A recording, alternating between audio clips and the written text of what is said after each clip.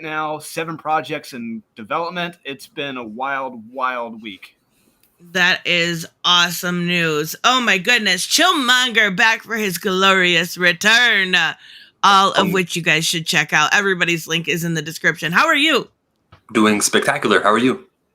I am good. I'm glad I was able to get you back on and such a good night too. Such a totally low keel. We're going to have no more problems night. Exactly. Okay. Bianca, how are you? Doing good. I'm talking to Saggy, trying to get her over here. She said she was in here and got out somehow, so she's trying.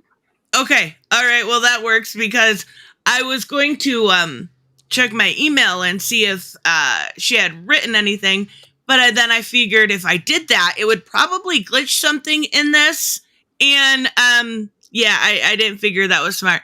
The email says, I can't stand glitches. They make me groan out loud. Were you talking about the video or is it still glitching? Are we having any issues whatsoever? Let me know in the chat. Liana, how are you today? Well, it's been a weird day in Canadian sports ball. We were eliminated from the World Cup, but we won the Davis Cup. So we're all sort of, and the Raptors are winning. So in Canada, we're all like, why? Whenever we do well in something, we're all kind of happily surprised. That's what it's like to live in Canada. And whenever we do poorly, it's 4-1. Yeah, well, yeah, it's one of those things where, especially if you live in Toronto and the Maple Leafs are your hockey team, it's like, we're used to losing. Whenever somebody wins, we're like, what? Sweet. We didn't even expect to be in the World Cup, so that was kind of cool. We're so chill here. Like, turning on Canadian news after watching the stuff in America lately is just sort of like, goat walks down highway and stuff like that. It's just so weird. So yeah, I could talk about other stuff, but that's what I've been focused on this weekend. And God of War Ragnarok, which is so good. I was just going to say, how are you liking it? Oh, it's so good. It's so good. So good. I highly recommend. People are complaining about it, but I disagree. It's a very conscious thing, and the things they did are very cool. I'm not done it yet, so please no spoilers. But yeah, so far I'm loving it. And they went full furry with Ratatasker. So oh yes. At some point we should maybe later on towards the end of the stream talk about the Game of the Year awards, because Gotham Knights got done dirty. I'm just gonna say it. Yeah, I haven't looked that stuff up. I'm not a big subscriber to Game of the Year awards. I don't know how you compare those different products. I just don't know how you can pick one game. I mean, like God of War Ragnarok, Stray, love them both. How can I choose? They're completely different things. Yeah, or compare it to something like it's between that and Elden Ring for almost everything. Almost everything. And I'm like, how do you pick? You just don't. Saggy, you made it! Saggy! I did. I missed the intro, but at least my computer's good now. Between me and Saggy, it's just a matter of which computer's going to take a shit first. It honestly really is. And I wanted to talk tonight about this year has really been a shit show for nerds. Like, in the nicest way possible, we have lost some of the biggest name in comic books, some of the biggest name in the nerdy fandom. And I know Saggy personally kind of really took the passing of the Green Ranger. I knew you had a lot of kind of ties there, so I wanted to make sure we got somebody that was a nerd in that regard, because I wasn't. I was like, when I was a kid with the Power Rangers, my biggest thing was like, I'm the Pink Ranger because she's the cutest and it's pink. Like that was it. Yellow is better. Yellow was not better. Yes. And you know what? The original Yellow Ranger was a guy. Wait, really? Boy or girl, the yellow was always better. Yeah, so there was a reason why Kimberly, the Pink Ranger, got the skirt. The Yellow Ranger, being female in the American version, didn't have a skirt. It's because in the Japanese version, where they took the footage from, the Yellow Ranger was a male. Truth. The U.S. being progressive as always. Yeah, because Power Rangers actually, people don't realize this. Fun fact, yeah, you guys want to talk Power Rangers? I'm the one. I am the biggest Power Ranger nerd you will ever meet. But the original Power Rangers Super Sentai, the season of Mighty Morphin that we got was actually taken from like I think they're like 6th season of Super Sentai. So it wasn't even like the first Power Ranger. The original Super Sentai was like way back in like the 70s. Mm-hmm. So yeah, Super Sentai, and believe it or not, and I know Bianca would appreciate this, Sailor Moon was actually inspired by Super Sentai. So the writer of Sailor Moon actually was inspired by Super Sentai, that she wanted to make her all-female Super Sentai. So you could technically consider Sailor Moon like a Sentai. That's why the live action, even though it's based off of Sailor Moon, it's technically a Super Sentai. See, perfect dork to bring on. I'm just saying. I'm just putting it out there. Oh, I got stories. I was big in the fan base. I knew the actors. Jason, I met him a few times. I knew his personal assistant, Frances, who's a lovely woman. My heart goes out to her right now. But yeah, I've been deep in that community for a long time. That's amazing. That's amazing. And that was heartbreaking. 49 years old. Mm-hmm. That is, I'm sorry, that is entirely too young. I get it was a self-inflicted thing, but 49 years old, that's not you've got so much life to look forward to. So much memories still to make. Like, you could have fallen in love. You could have, there's people having kids at that age. Like, that is very, very young. And we're going to talk about Kevin Conroy tonight too, which is the one that got me in the gullet, man. It's crazy. I saw Kevin last year, and I saw Jason in July. So it's crazy. I saw both of them recently. So that's why when they both passed, I'm like, what the hell is going on, dude? Like, right? I just saw Kevin last year at Fan Expo Boston. He was there. And it was really sad, though, too, because his line, when I saw him, his line wasn't popping. I'm like, do you people, you idiots here know who that is? Like, are you serious? Like, what is wrong with y'all? But and then Jason I saw in July. He was doing a tour out here in Massachusetts, and I got to see him out there before everything. So, oh my goodness, and it's so sad. Like, I'll always have I've told this story before, but there was one time Kevin was selling something, and I had inquired upon it, and he slipped into my DMs, and I will forever have the story about how Kevin Conroy slid into my DMs, and I am going to hold that. What's that? You didn't screenshot that? No, I was brand new to the internet. I was brand new. So you did better. You screenshot it and you put it on your favorites on your phone, and then you stare at it every few years. I know, right? But I'm just like, I don't care that he was an openly gay man. I don't care about any of this. He slid into my DMs, and I'm going to tell everyone I meet ever that brings up Kevin Conroy. Ever. You will hear that story again, I can guarantee. And I love it because, like, he was such a cool dude, and it's so sad to see, like, I really, really thought it was cool that when the Pride anthology, DC Comics does a Pride, well, Marvel does also, but they do a Pride anthology every year, right? And I went over it on one of my morning shows, and we went through all the different stories, but the clear winner in that story was Finding Batman, and that was written by Kevin Conroy, but everybody looked it over. When Kevin passed away, I started noticing people going back and looking at the deep meaning in that story, the way that he was treated, and really looking at Kevin in a different light, in a humanistic, in a very, like, he went through so much shit. He put himself in that character, in lots of characters, but, you know, to a lot of us, he is Batman. And I love that people have found that story because it was so, so beautiful. Drew, did you read that by chance? Yeah, I did. That was to be honest with you, that was the one good story from that anthology. And yeah, it was really good because it was very, very tragic and heartbreaking. And, it was, I remember that was back in the 80s. Yeah. So you got to remember that time frame for it. And we're fortunate enough, and he's very fortunate enough to have the career that he did, and we're all very grateful for that. I'm grateful for that.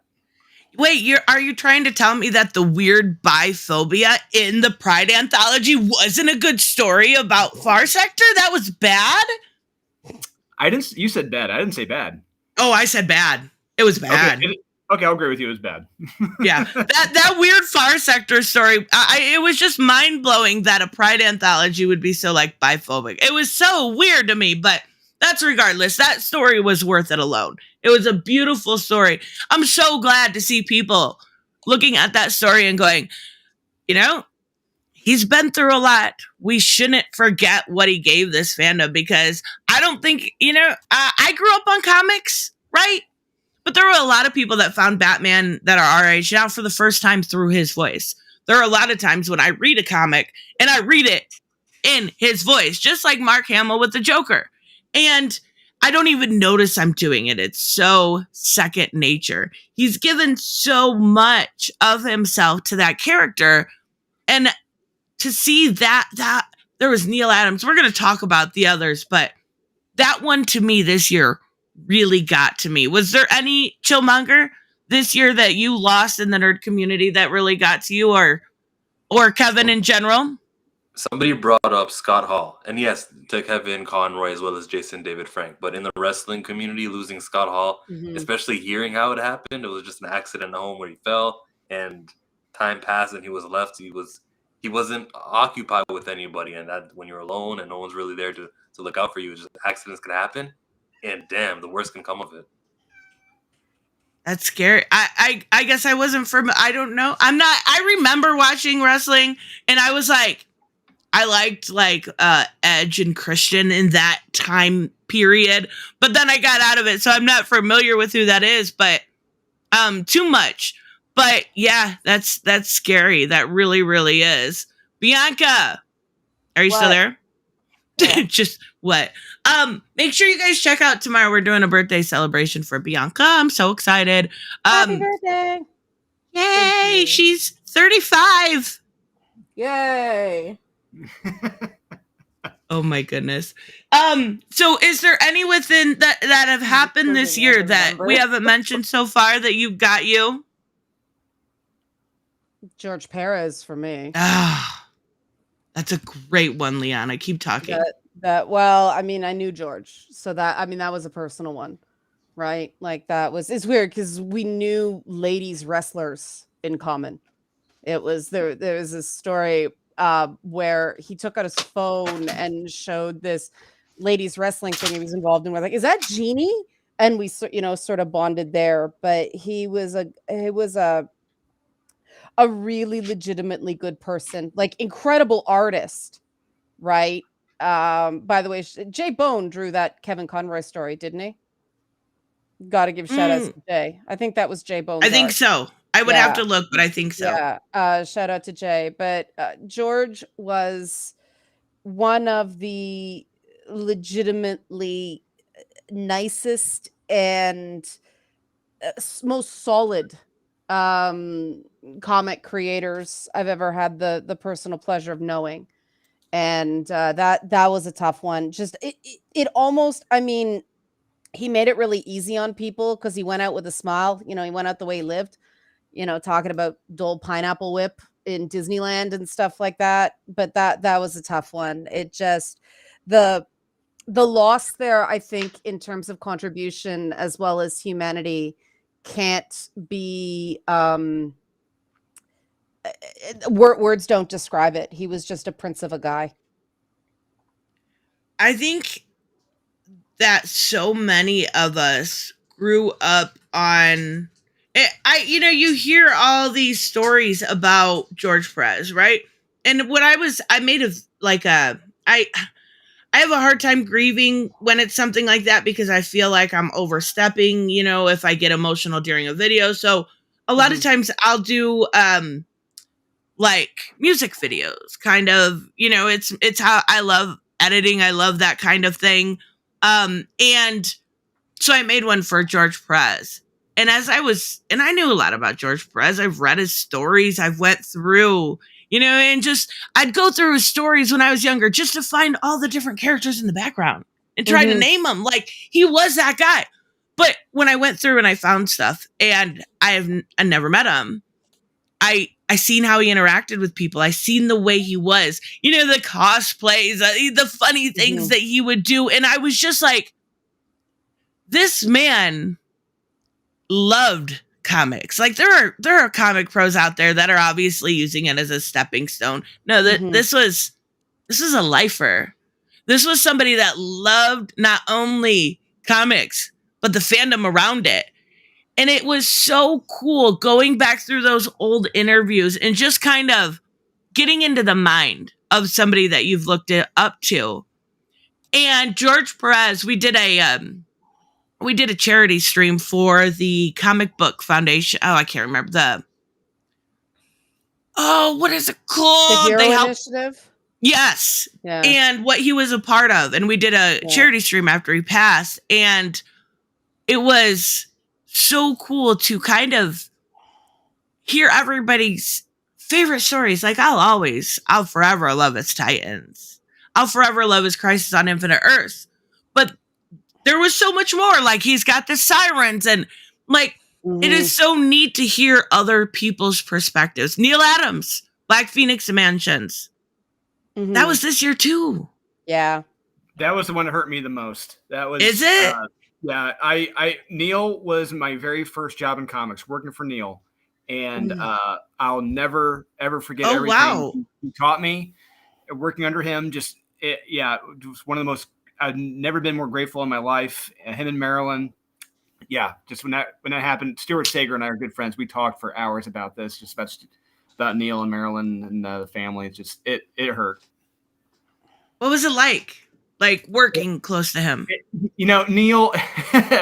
When I got to know Neil at that time, he was already he was an old curmudgeon. Just an old guy. But he in great spirits. It's always happy to see the fans and everything. But he was not afraid to hold back on his opinions of things. Like Walking Dead was one. We'll segue. Walking Dead was huge at the time, and he always said, "I don't get it. What the hell? Why do people like The Walking Dead? They're zombies. Just blow them away. This doesn't make any sense. Why people like this?" It just seemed to get worked up about zombies. It was pretty funny, but yeah. So nobody's allowed to badmouth The Walking Dead and still be friends with me. I just thought I'd put that out there. So The Walking Dead is crap. Yeah. Canceled in seasons. How can you look at somebody with a Goodbye, Bianca. face? Goodbye, Bianca. Goodbye, Bianca. Goodbye, Bianca. Goodbye, Bianca. Saggy, I'm not giving any spoilers out there, and I know this is changing the subject a little bit, but Saggy, did you see the finale? No, I haven't yet. What the fuck? I thought don't you were a have. Walking Dead fan. I am. I don't have cable, and they want to. I'm waiting for, and I don't want to pay for the AMC service because I only really watch The Walking Dead on it. So I'm waiting for it to update on Netflix. Oh my god! I only cried once. I know. I heard about it though, but I'm like, yeah. Like it was. I feel like, and I know that again, way off subject, but that's this channel. Welcome to it. High entertainment here. The Walking Dead reinvented zombies for this generation. And to see that, they've got the Walking Dead universe. They've got a bunch of spin-offs. They've got Fear and everything else. But to see that initial show come to an end was heartbreaking. I just want to see Judith grow up. I just want to pinch her cute cheeks. And I want to, yeah. That's me. So just, I love that show. Nobody's, and I posted something on my community post yesterday, what's the one show nobody can say anything bad around because it can do no wrong? And I'm like, yeah, that's me in The Walking Dead. I loved it. Okay, Drew, I did not mean to interrupt. I had to go on a Walking Dead rant. I'm sorry. I'll just finish up and say, learning everything about comics from Neil, learning how to sell comics, how to close, just how to present at a convention. I learned from him, and I wouldn't be where I am now without Neil. That's amazing. I had no idea. That's so cool. Some of his, he was the one that kind of reinvented Batman. A lot of what we have now is thanks to him. Yeah, it really is. Yeah, Mhm. after the Batman 66, Batman was kind of seen as a joke, really a joke. And Neil and Denny really brought him back to the darker Mhm. roots, and he became a top-selling book again. And what we Yeah. can't forget what Neil did for creator rights. You know, it is because of Neil that the Siegel and Schuster, they got their created by their byline back for Superman, and they got a yearly stipend from DC. And he's done a lot for the industry, and and artists keeping their pages. That was another thing he did, because artists used to, some artists, he told a story where he was at the DC offices, and he wouldn't say who the artist was, but he was shredding his original work. And Neil was like, "What are you doing?" He's like, "I'm shredding my artwork." He's like, "Why?" Because he's like, I can't keep it. He's like, "All right." Wow. He's like, "Hey, stop what you're doing. I'm going to talk to management about this." And it's really because of Neil that artists, got to keep their OA. Wow, I had no idea. Yeah. Yeah. And it's not just, and he's created so much mythos, right? Like you mentioned how, he got Batman to be taken seriously again after the Adam West stuff, but he also created so many characters and characters that, I like James Tynion. I'm just using him as an example. During his time at Batman, he created a lot of characters, but the ones that O'Neill created stuck. That was the difference. You know what I mean? Yeah, and his stuff go ahead. Sorry. That's got to do a lot with people who are like the next up to write Batman. So it would be Chip Zdarsky. He didn't grow up on the characters who that Tynion just created, or Tynion or Tynion. How do we say his name? That's a great question. What? I thought it was Tynion. I always say it Tynion. It's Tynion? Okay, Tynion. Yeah, he's corrected people saying it was Tynion. Okay, I got this from now on. I'll only say it wrong 400 more times. Go ahead. But during the Dennis O'Neil days, it wasn't what we have now. It's just like, oh yeah, the other guy just did something with that character. I guess I got to continue it. That's just the mindset that they were at. Well, and to be fair, Chip Zdarsky, his Batman's amazing, but he is also, like, they're using Ghostmaker and Batman Inc., and Punchline has her own book now. So there is some. I was just using that as an example because, I really liked when Tynion introduced Miracle Molly. I thought that was such a cool character. And she went to jail, and we haven't heard of her since. And that didn't happen with Denny O'Neil, or not Denny O'Neil. Neil Adams. Neil Adams. Oh my goodness. Well, Denny and Neil, they were the team pretty much. Yeah. So, what they did. Was it Denny O'Neil this year also? No, he died a couple years ago, unfortunately. Okay, I couldn't remember if it was. Yeah, it was a little bit further back, but I didn't realize they like. So I hate this because now that I see the people that I grew up with, they're.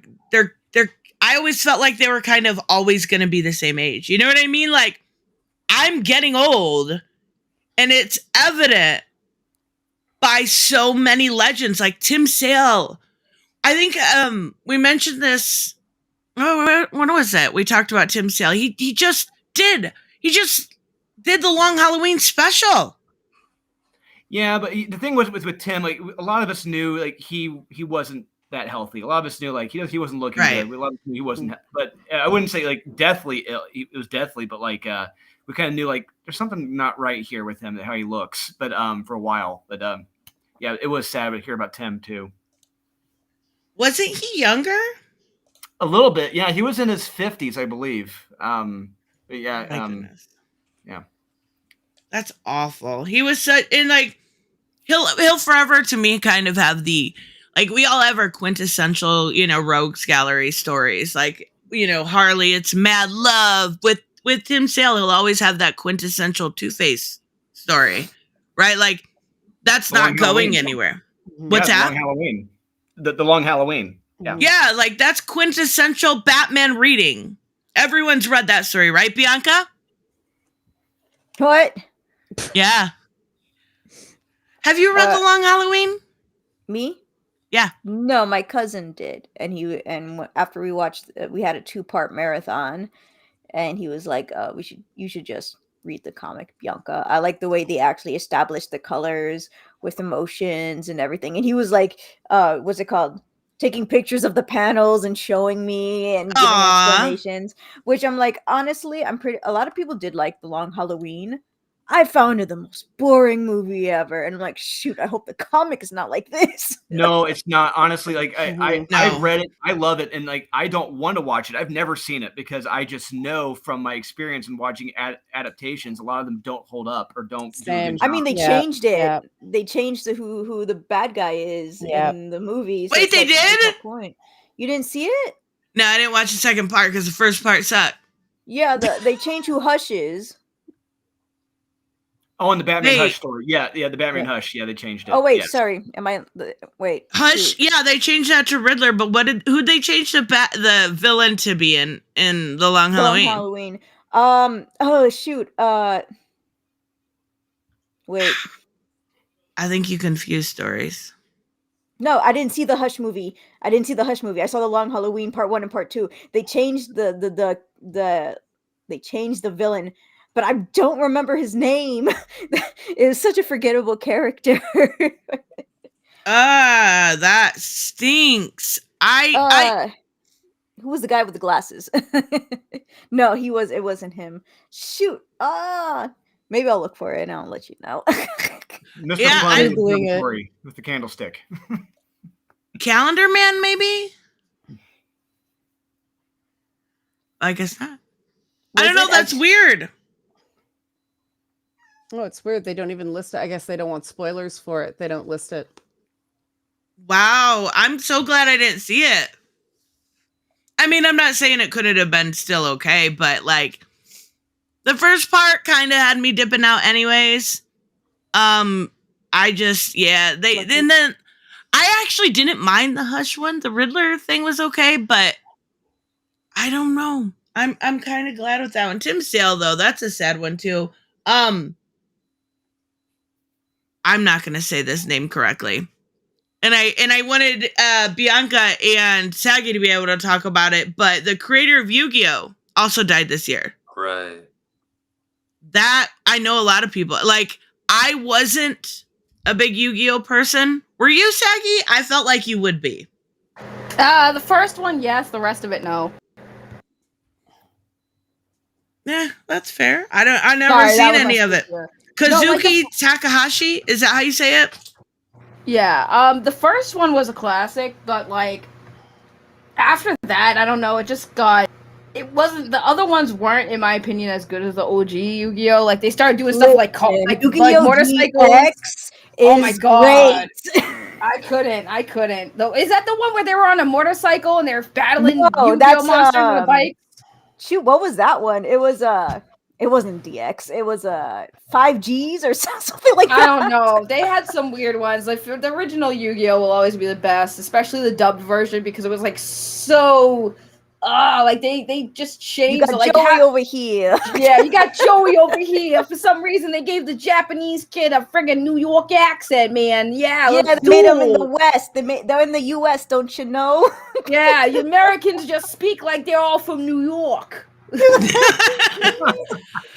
I thought was so cool about that, though, was like we've talked about a lot of people already, but he died a hero. He died saving people, and nobody was talking about it at the time. Like, dude lived like he wrote characters. He didn't think about it. He went and saved, I think it was 2 people from drowning. And it was such a superhero thing to do. And I was like, why aren't people talking about this? This is amazing. Like, wait. So the creator of Yu-Gi-Oh! Died saving 2 people from drowning? Yep. Wow. And it's sad he died, but you know he went out a hero. Like, yeah, I mean, I had no clue this guy died. I had no clue that's how he died. Like you said, how is no one talking about this? Holy crap, that's stuff for headlines right there. The anime community definitely is. A lot of people probably, and that is headline news. That's you would true. think, but you know, the people who knew who he was and were fans of Yu-Gi-Oh would definitely be talking about it. But that's crazy. But like I said, I mean, you know, it's not like obviously people die, right? Death is inevitable. it's just how a lot of these people die that makes it like very tragic. Like it's sad that, you know, the creator of Yu-Gi-Oh passed away, but he died doing a heroic thing. So at least, you know, he sacrificed himself to save two people. As sad as that is that he didn't make it, it's like he left with a legacy, not just by being a Yu-Gi-Oh creator, but like he died saving people. And that's a real life, that's real life heroism there. And then, you know, with Kevin Conroy, he was sick, you know, and he was sick for a long time and he lost his battle, which again is sad.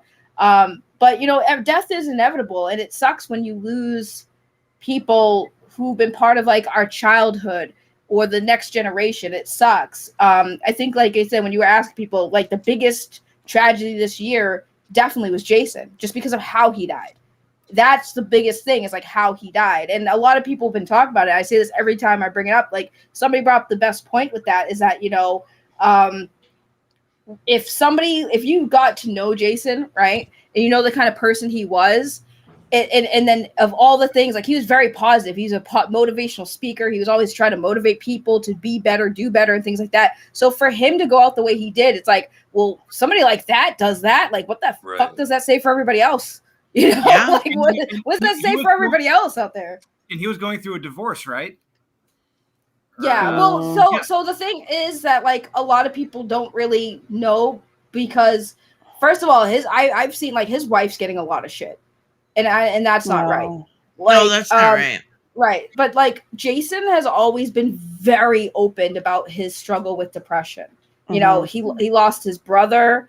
Then he lost his mom a few years back. Then his stepdaughter, you know, ended her life last year. And then on top of that, you know, a divorce. So like, it wasn't just one thing. It was built up of struggling depression for a long time. And again, another person brought up another point, that it's usually like, look at Robin Williams, right? Because everyone was like, how could Robin Williams do that? Well, he's Right. sick. Yeah. Well, right. But here's the thing. It's like, people who tend to spend their lives trying to make other people happy aren't spending time making themselves happy. It's and that's what literally happens. a meme at this point, and people are still surprised. Right. It's Well, like, people spend more time trying to make people happy and laugh and bring joy to other people. They're not focusing on their own mental health. And that makes sense to me, because that's what we've seen many times. Or physical health. I mean, the thing to remember about suicide is that it's about despair, not necessarily about depression. The correlation between depression and suicide isn't as strong as a lot of people think. But you know, you look at Jason, and he was 49 years old. That's right into an uptick in men dying by suicide, and it's an important thing to talk about, because, you know, one bump, as if those social circles aren't there and they don't feel like they can reach out and admit they're not okay when they're not okay, you know, one bad night, that's all it takes.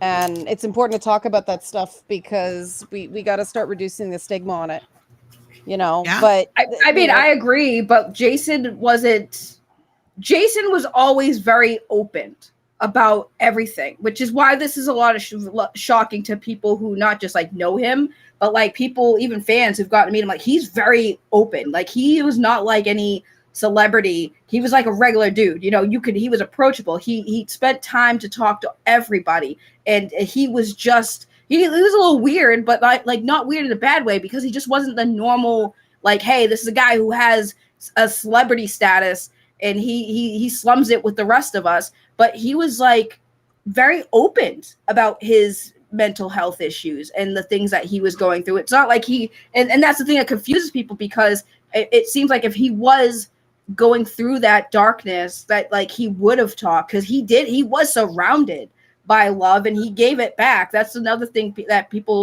well, even if you're surrounded by lots of love, you'll feel alone. I'm like, yes, but that wasn't Jason. Jason received the love and he gave it back. And that's why it's very shocking with this in particular too, because if you know who he is and the kind of person he was, that's why everyone's kind of like shocked, like dumbfounded, Right. because they're like, that's why I say, like, for somebody like Jason, who is like, you wouldn't even guess, like, everyone has depression issues, but like, he really like pushed through a lot and he's done so much. And it's like, if somebody like that can take their life, what the hell does it say for everyone else? That's not like that. That holds their darkness in and doesn't talk to people. Jason was not afraid to do that, so that's why it's a big shock with this situation, because this is like a weird case in my opinion. I've seen depression and suicidal tendencies and things like that. I have a lot of people who've done it. I will admit I've had my problems too with suicide. You know, I've attempted it before in the past, and it's just crazy. It's so crazy, like that. Let me get it this hurts. Oh, sorry, Sag. I didn't mean No, to you're interrupt fine. you. Let me Sorry. get this real quick. Yeah, no, you're fine. Robert, thank you so much. Been trying to get your attention on a bunch of stuff, so I guess I didn't mean it like that. I would never say someone had to pay to get. I'm sorry, Robert. You can pay me. Animated Holiday is still Gilda, but Falcone. Let's see here. But Falcone I was was killed just about off. to tell you that. Oh, okay. Sorry, I don't- totally derailed. I'm sorry. No, you're fine. Don't forget losing Pacino, Kevin O'Neill, Alan Grant. I was gonna mention him. Brian Augustine and Tom Beach too.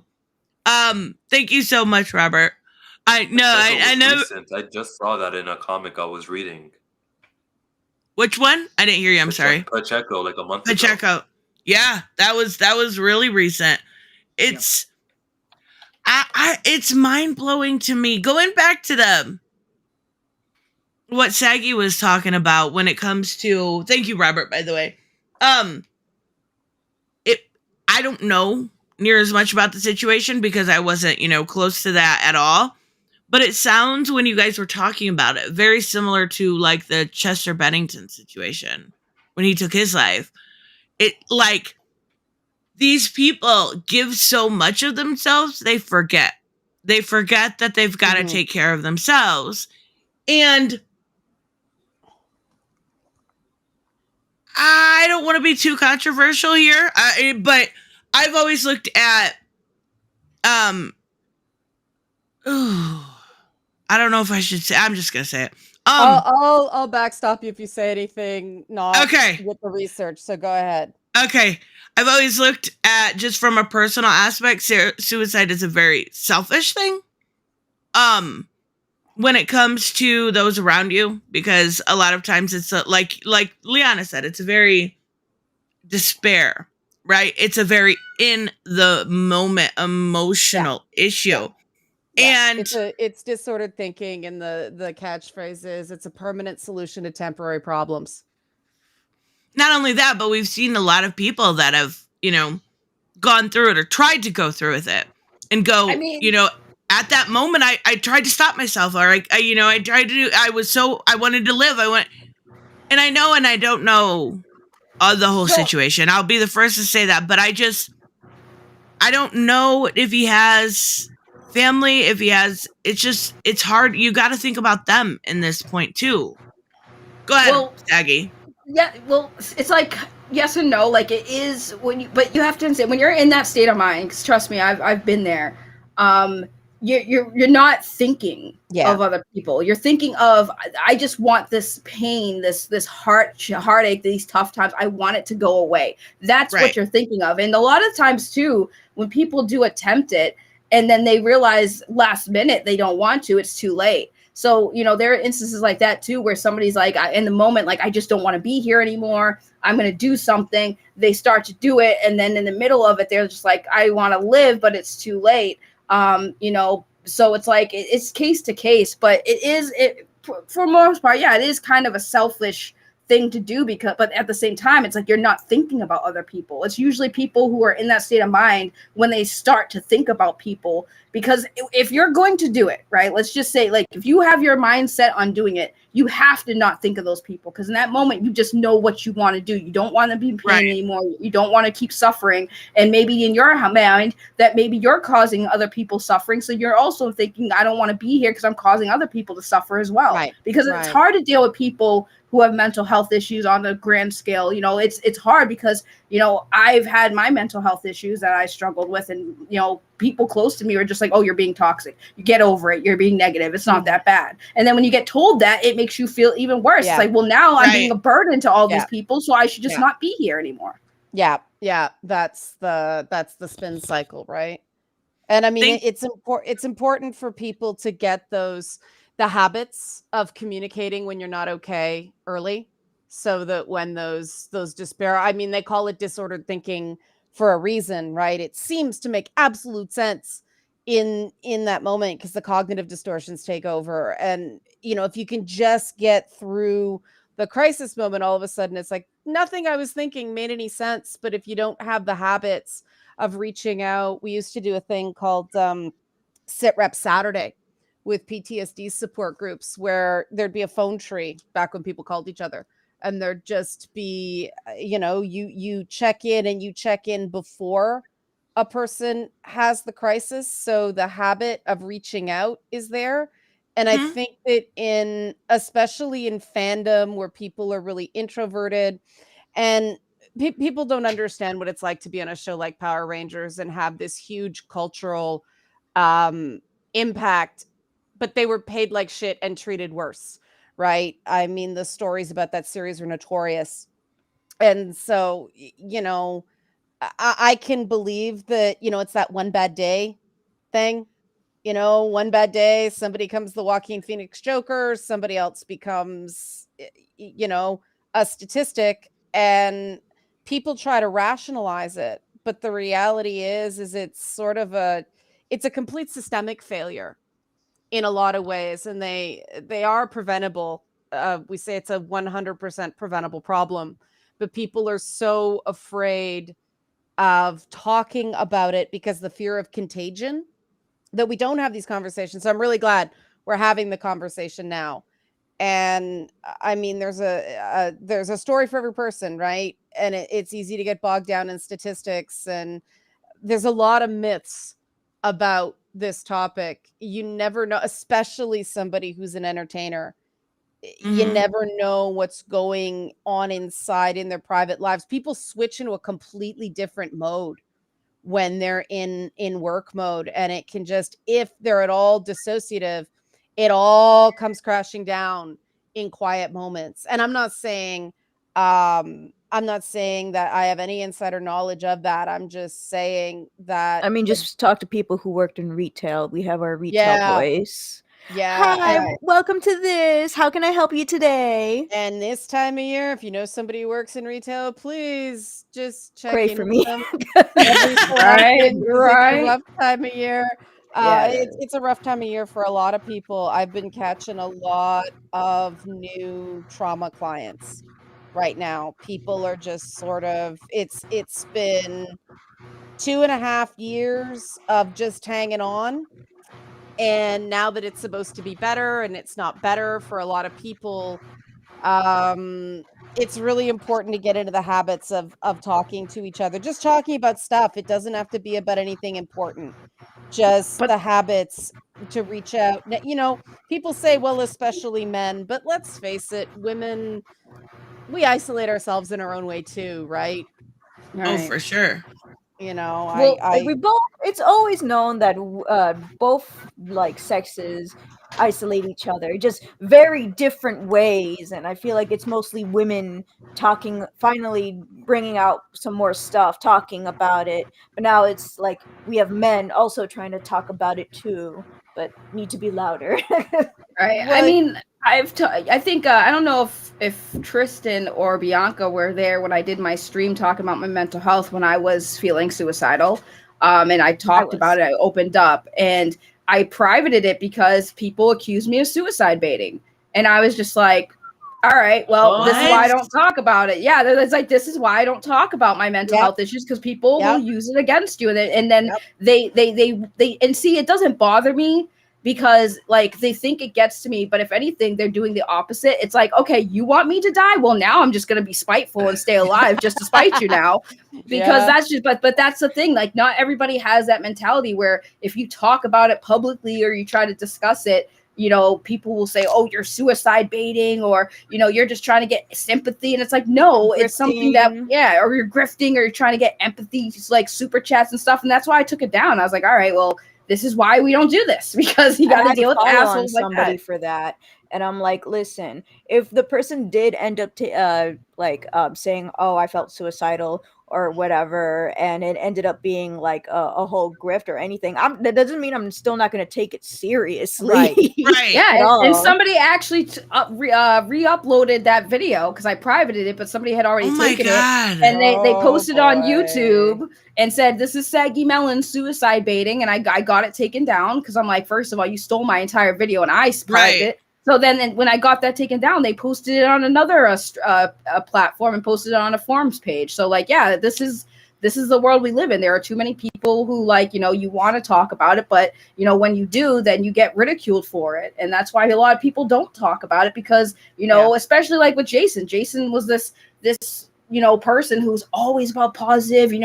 If you're feeling depressed, don't, guys, there's somebody there for you. So he was always doing that. So for him to like reach out to somebody, like I get that too. Like it's hard to reach out because again, you don't want to be a burden to other people. Not everybody Right. understands mental health issues. If you're, I'm that type of person too. Like I try to be positive for other people because I suffer with the stuff, but it's easier and it helps me to talk, motivate other people to not be in that mindset. And even though I have my struggles, but it's about communicating together and talking about it because it helps helps everybody. But yeah, like that's the thing. Like when I said, there's too many people that just are afraid to talk about it because when they do, there's reasons, right? Yeah. Like you said, Yeah. there's reasons. I mean, we're starting up with my It's Not Therapy brand. We're starting up this thing called Bubbles.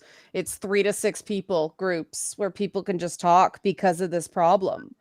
Is that like a And- better help thing similar? No, it's more like it was something that came up in the one-on-one stuff I do that people want to be able to talk to other people and share stories. And we just started it, so I'm getting a lot of feedback right now, and my jaw dropped because one of the things we did because I'm aware of the data was we called it a men's support bubble. We're changing the name because people responded badly to the term support.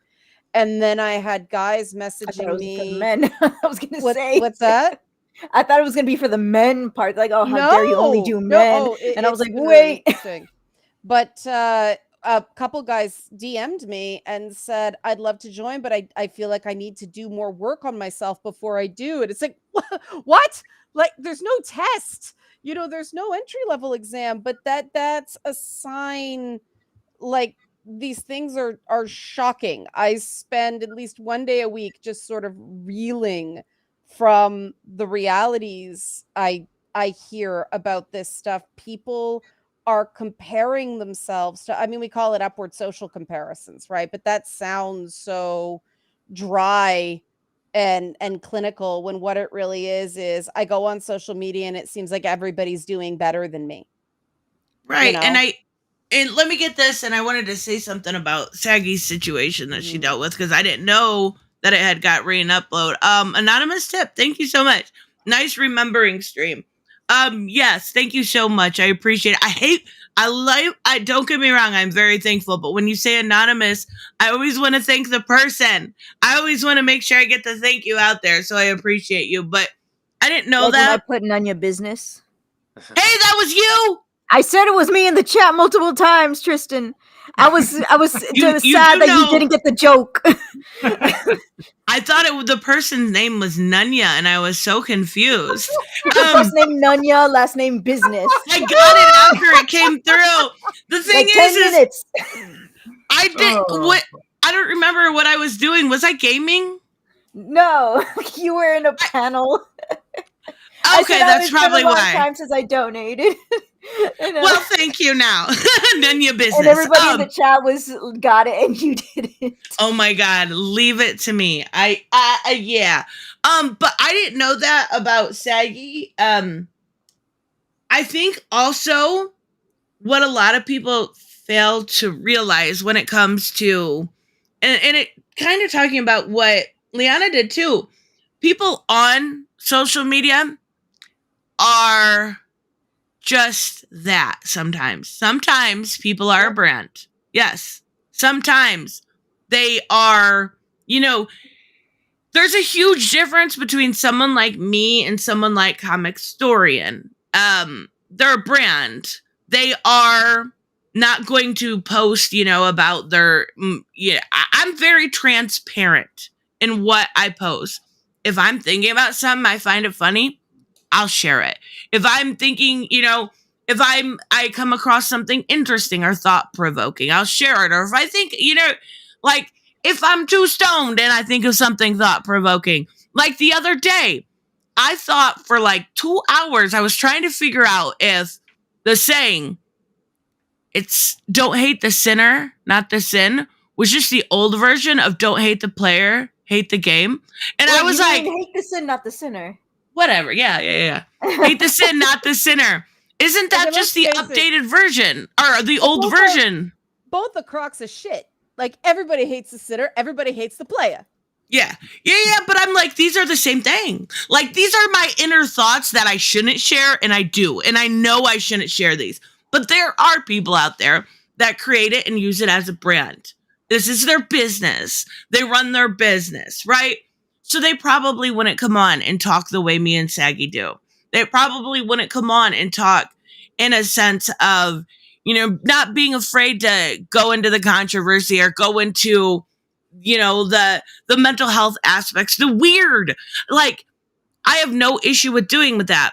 But people, for some odd reason, think that if you have a voice online in any sort of subscriber count, you know everything, you are concrete in your ways, and they cannot sway at all, which is mind-blowing to me. Because it's like, yeah, I'm a fucking person, right? Like, the other day I got, I shared something thought-provoking about religion, and I got called a Satanist for it. I'm like, Nice. what? A Satanist SJW or something along those lines. I'm like, Wait, I've never pretended to know everything about religion. I'm not. SJW? Yeah. Isn't that it? That's a new thing. Apparently, it's the upgraded version of an SJW, a Satanist Is this SJW. like the Matt Walsh crowd? They've come back with the God Satan shit. Like, I don't know. I have such a callous over all this stuff right now. I Daemon Targaryen, everything, something horrible happens, I laugh, which is what happened there. I was like, a Satanist? Are we back in the 80s with the D&D moral panic? Like, what?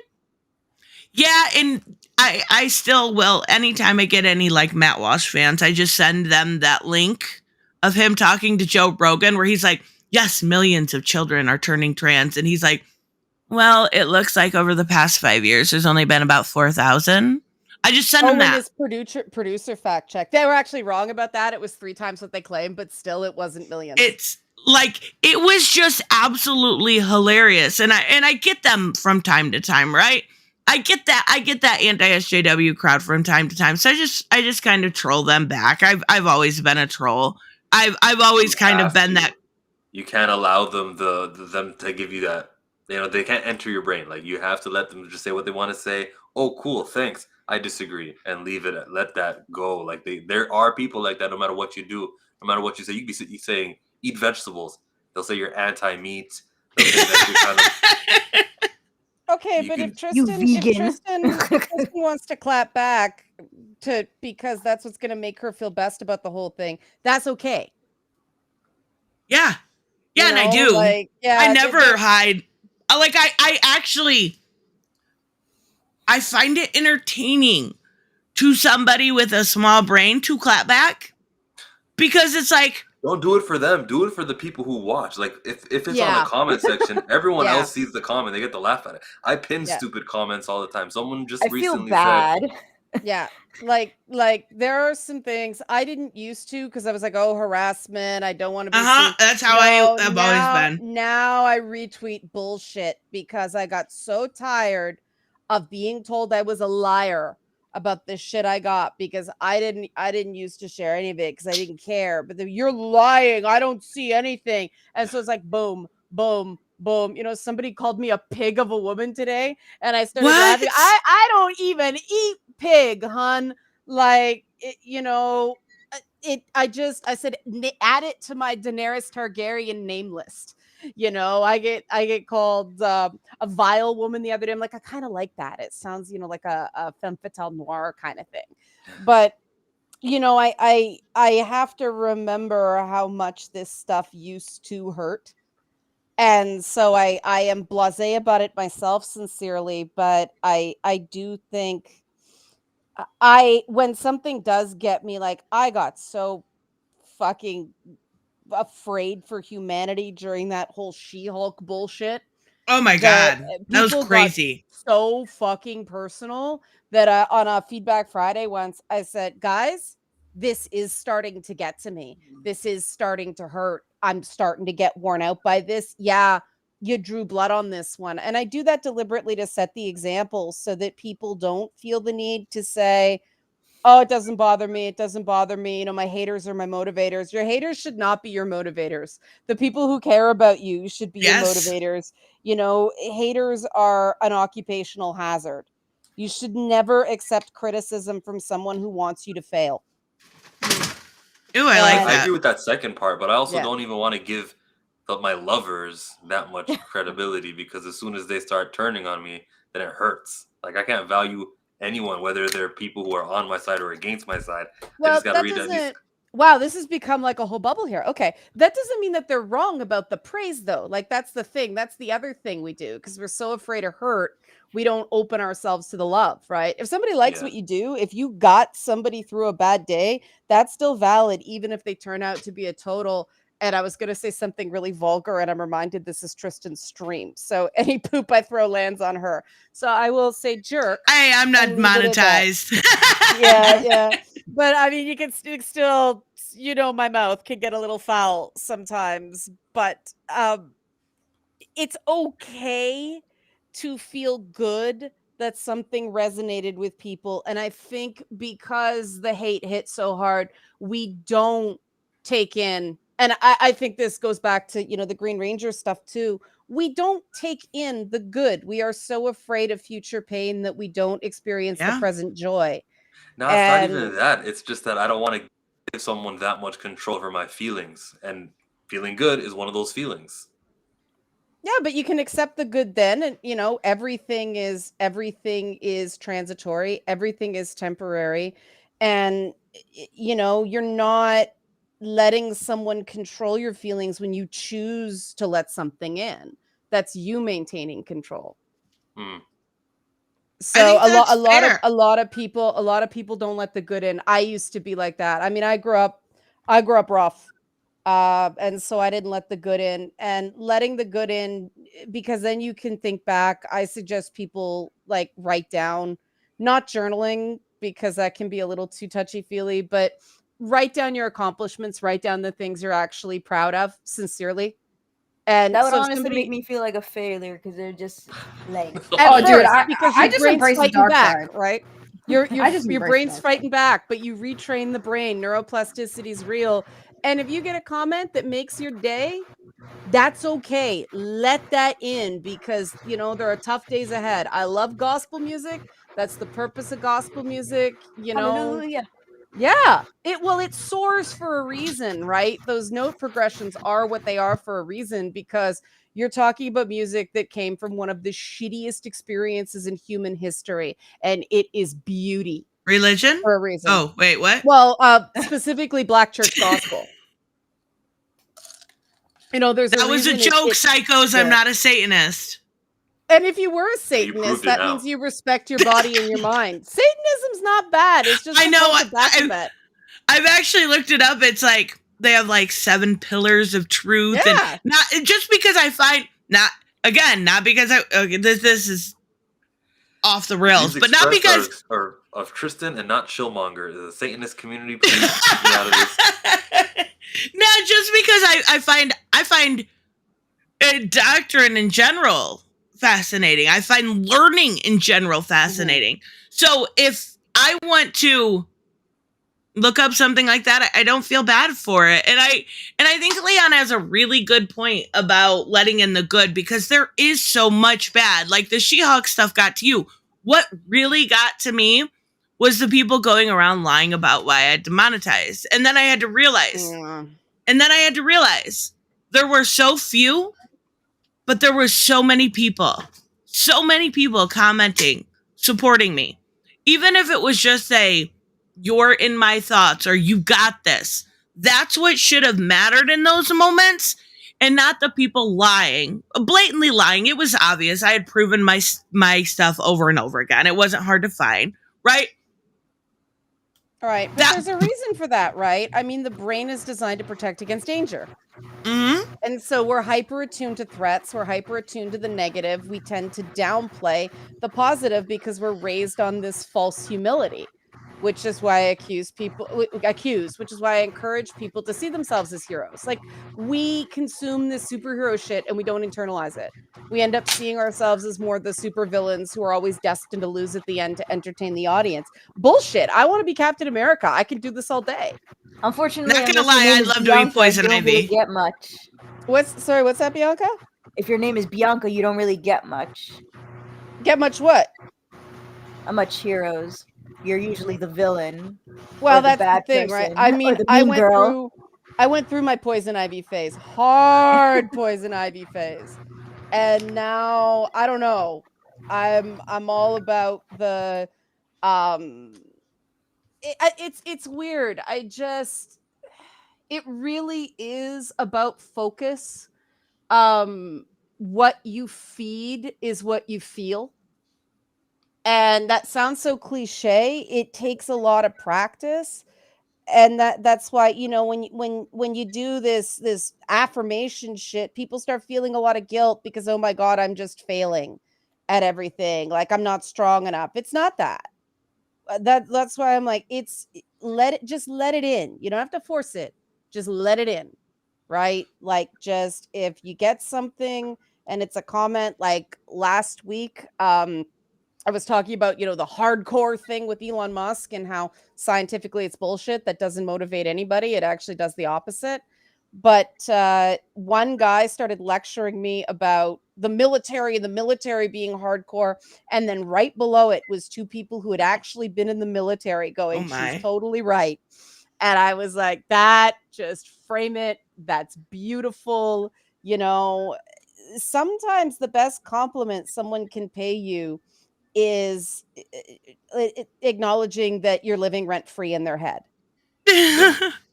Or you have whole channels dedicated to you. That's kind of fun too. Well, I had some of that. I mean, there was a time during the dreaded Gamergate that, you know, Milo Yiannopoulos stands were actively trying to get me to unalive. There were actually back channel communications plotting of how to get me to make a suicide attempt. And you know, obviously it didn't work. And of course, when they got caught, he ran for the hills. I didn't say anything about mucking around in someone's personal life. And the funny thing is, they were spreading stories like I'd been raped by my uncle. They weren't true, but even he believed the shit his own trolls were spreading. And that was so, I went fully, all right, the mantra here is heroes can save the world, but villains can change it. I'm on a paradigm of change. If these people want a villain, you are going to get Khaleesi, mother of dragons, motherfuckers. Here we go. You know, I'm shocked that Milo has fans. Well, this was back in the day, right before he ex-gayed. Oh, yeah. When he was the pet gay to prove people weren't homophobic, even though they totally were. This was before they sat on the whole sleeping with teens as an adult is okay thing until they could drop it for maximum damage when he became too much of a problem because it was unproducible. But, you know, it just because people don't like you doesn't mean you're doing something wrong. It can often mean you're doing something right, and they're terrified of that. And I'm really amazed talking to some people who are in the industry, how open now people are about the amplification effect, you know, the racism, the sexism, it amplifies with women of color. And I mean, so the stuff that's being done to Saggy doesn't surprise me, but you know, men are quite open in the business that women get it worse. We know women of color get it worst of anybody. And these are just facts, and people are going to fight this kicking and screaming. And I think it is important to talk so people know it's not you. You know, you're not doing anything wrong because people get triggered by something you say. Sometimes that means you hit a nerve and they're screaming out in pain because their certainty's being called into question. You know, they may have doubts and so they freak out. But in some ways that's what we're here for. You know, offering a different opinion. And if people can't handle it, well, you know, it's really hard to accomplish anything when you're spending all your time tearing down the work of others. I actually find it fascinating. You kind of mentioned something earlier about, you know, you want to be Captain America. You want to be the hero, not the villain.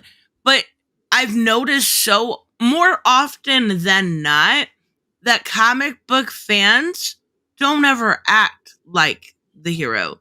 They don't think it's act unattainable. Yeah. well, and it's not that. Like, of course, being something like Superman is unobtainable. Of course, we know that. This is science fiction we're talking about. But his outlook on life isn't.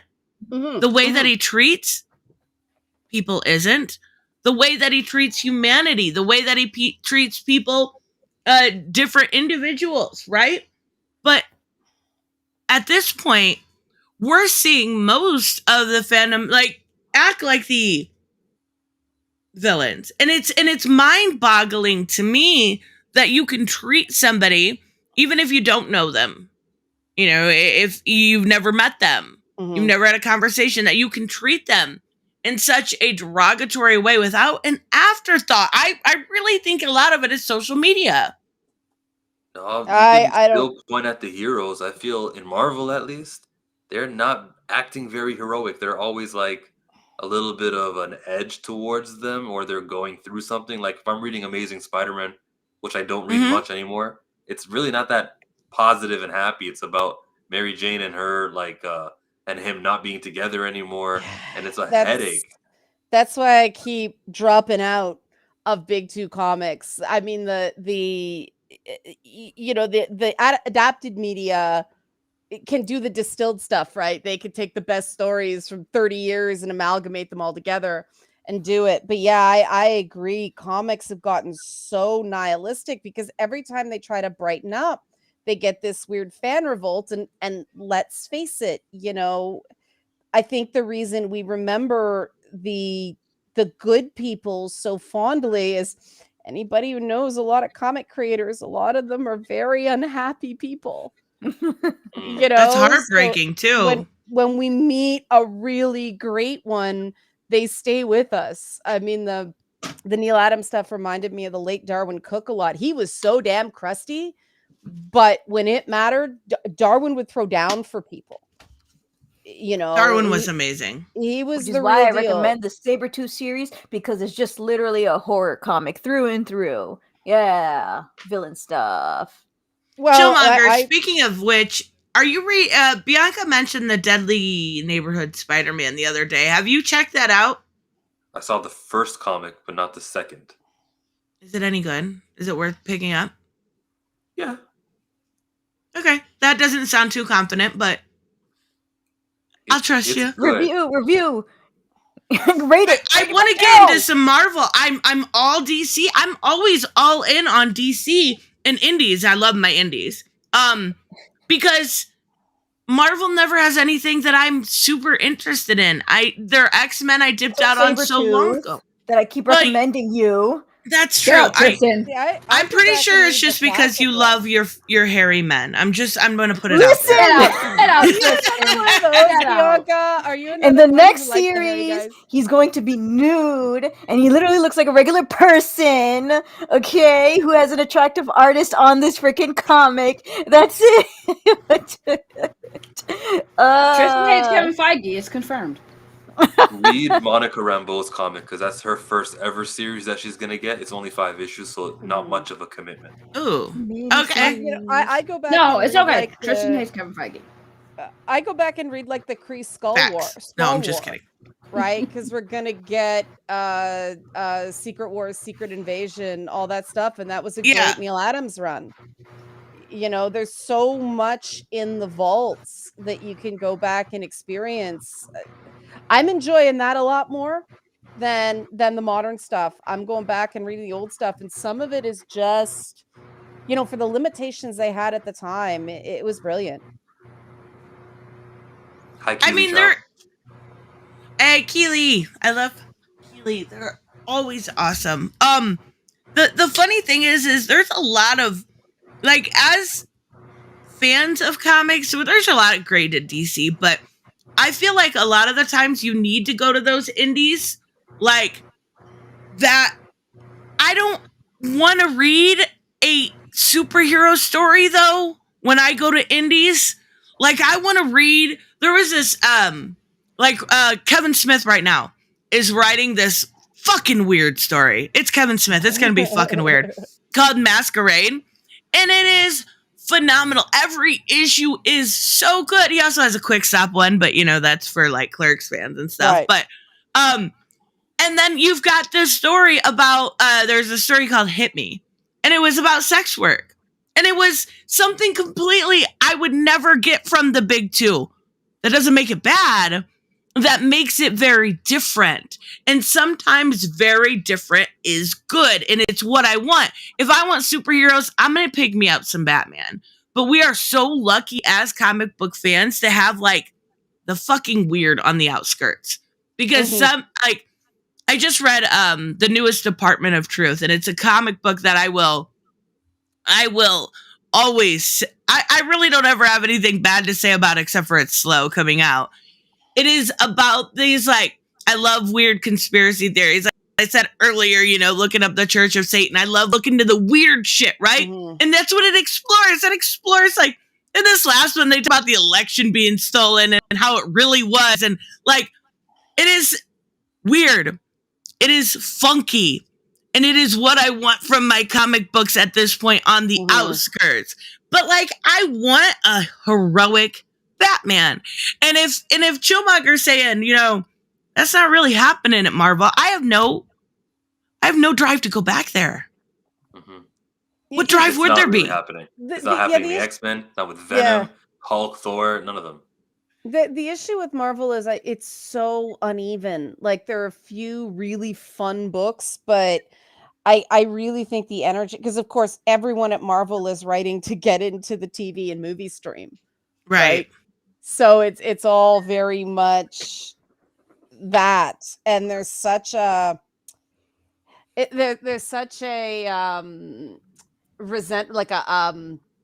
there are some people who are in comics because they absolutely love it and they're happy writing comics, and that's great. But there's so many people who are clearly trying to make that jump to TV and film, and I think the frustration is getting to them.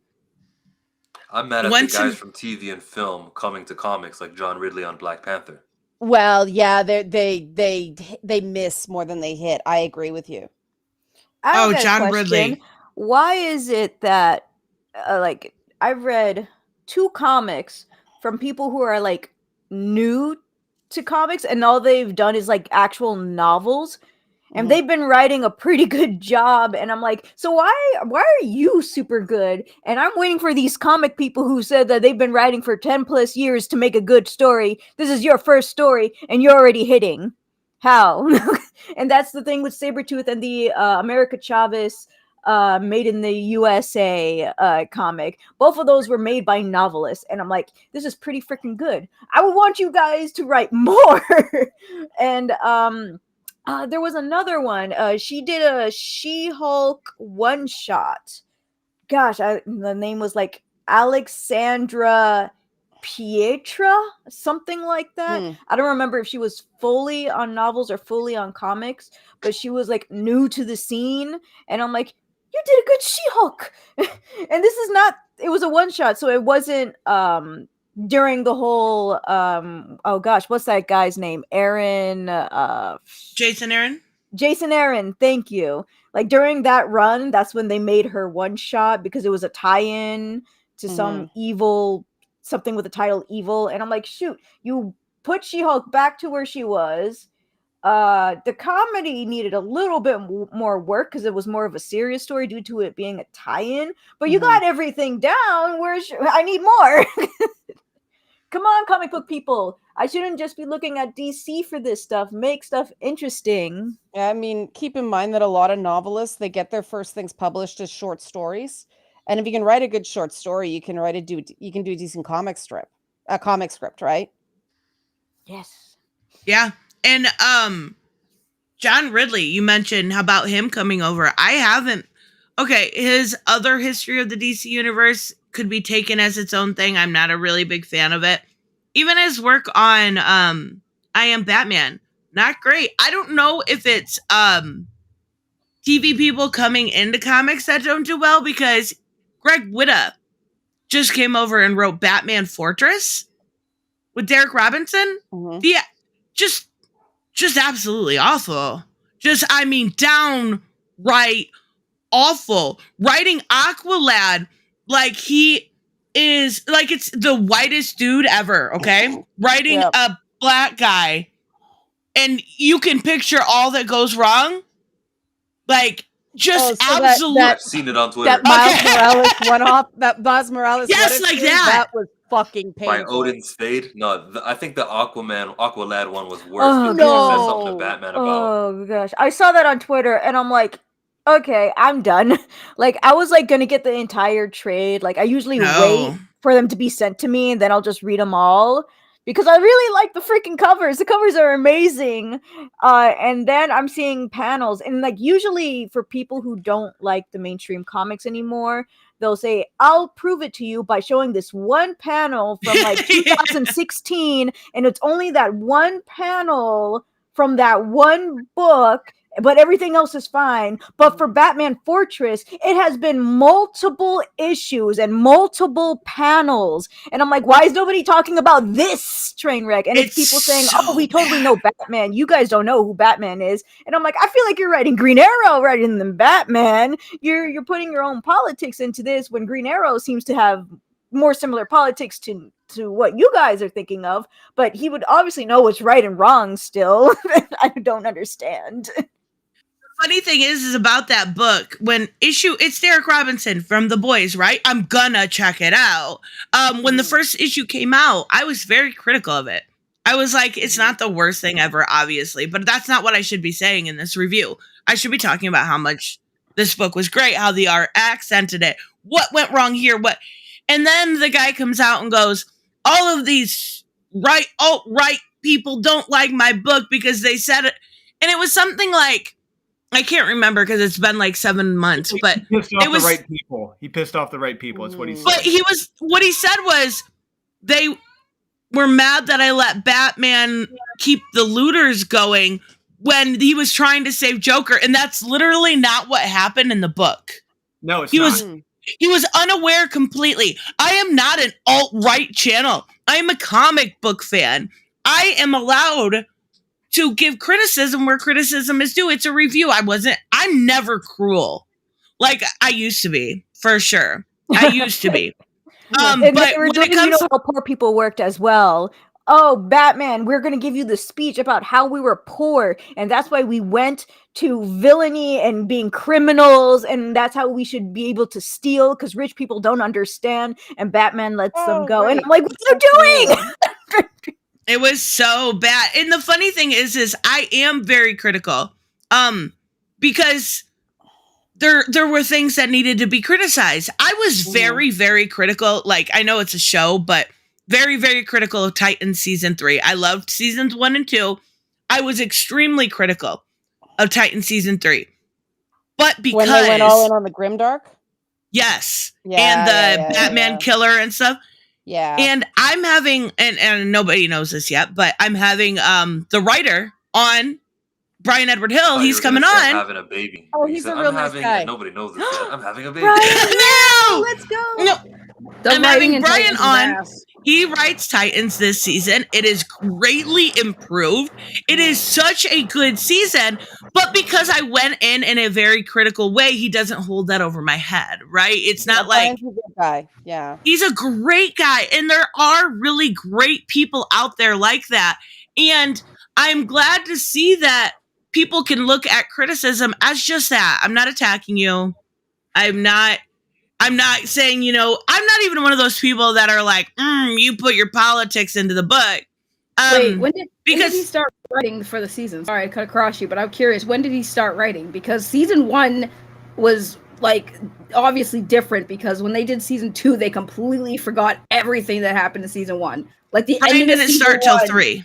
Okay, because the ending of season 1 of Titans and it was like setting up for stuff for the next season, and then the very first episode of season 1 completely just effed up and was like, yeah, we're gonna ignore everything that happened. Starfire lost her powers after season 1. Spoiler alert, season 2 starts, she's back with her powers. No explanation, nothing. Alfred dies out of nowhere, even though he was literally there in season 1 talking to Dick Grayson. All of a sudden season 2 comes, yeah, Alfred died. Bitch, when did he die? What was he like? Was sweeping the friggin' Wayne Mansion one day and he fell, tripped, and broke his hip and died? They talked about a funeral. Did the actor die? Did the actor lose his contract? There was no actor. Got another job. Yeah. No, there was no actor. Like Alfred was there in name only. He wasn't ever like present. So like I thought I liked Titans, but man, the writing from season 1 and 2 was just so like, what the hell? They completely forgot everything. Dude, they hyped up Blackfire to be the big baddie for season 2. Season 2 starts. Where's Blackfire? Oh, some random guy had her captured and stuff, and then she became a Titan. Like, what the hell? Like, weren't you guys building that up for her to be the big bad guy for the next season? They literally ended with Blackfire taking over a woman's body, and then next season happens. That's all gone. Like, there was so much wrong with Titans. I mean, I'm glad it's getting good now, but man, the first 2 seasons were bad just because it started off. I thought third was. Wait, yeah, I mean, you said Brian Hill, right? Yeah, he's going to be coming on their channel again to talk Titans season 4. Okay, good, because I remember the last interview you did with him. Oh man, he could have been in my top 10 DC writers. And you were asking him about, like, did you write the whole thing with Jason killing or whatever? And he was like, no, it was already written. I just was writing the dialogue. Yeah. I had to write the dialogue. Is it the same thing, or is he actually going to? He has more control now, to my understanding. And that's probably why it's so good. And they're bringing in the Church of Crime. Oh, the thing that sucks though is they literally the first 2 seasons gave like the whole first season. I liked the first season, but everything got with the first season was completely like now not canon because second season started and nothing was explained. They had all these mysteries never solved, never addressed. I'm still trying to figure out how the fuck did Alfred die? Like when how did he die, dude? Like they don't even explain it. Details drive you crazy. They didn't explain it. Like, season 3 was so bad they made Barbara Gordon into Catwoman. Basically, right.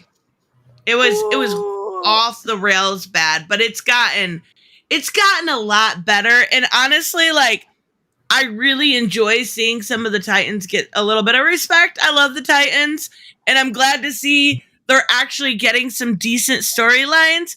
I just know, with this merger, it's not gonna last, and that's the unfortunate truth about it. But I mean, I'm enjoying it. They got, like, a lot of people don't like Bernard and Tim together. I picked up issue number 1 of Robins by Megan Fitzmartin. I'm not going back. I usually give it 3 issues, but it was okay. It just, I can't take Riley Rossmo art anymore.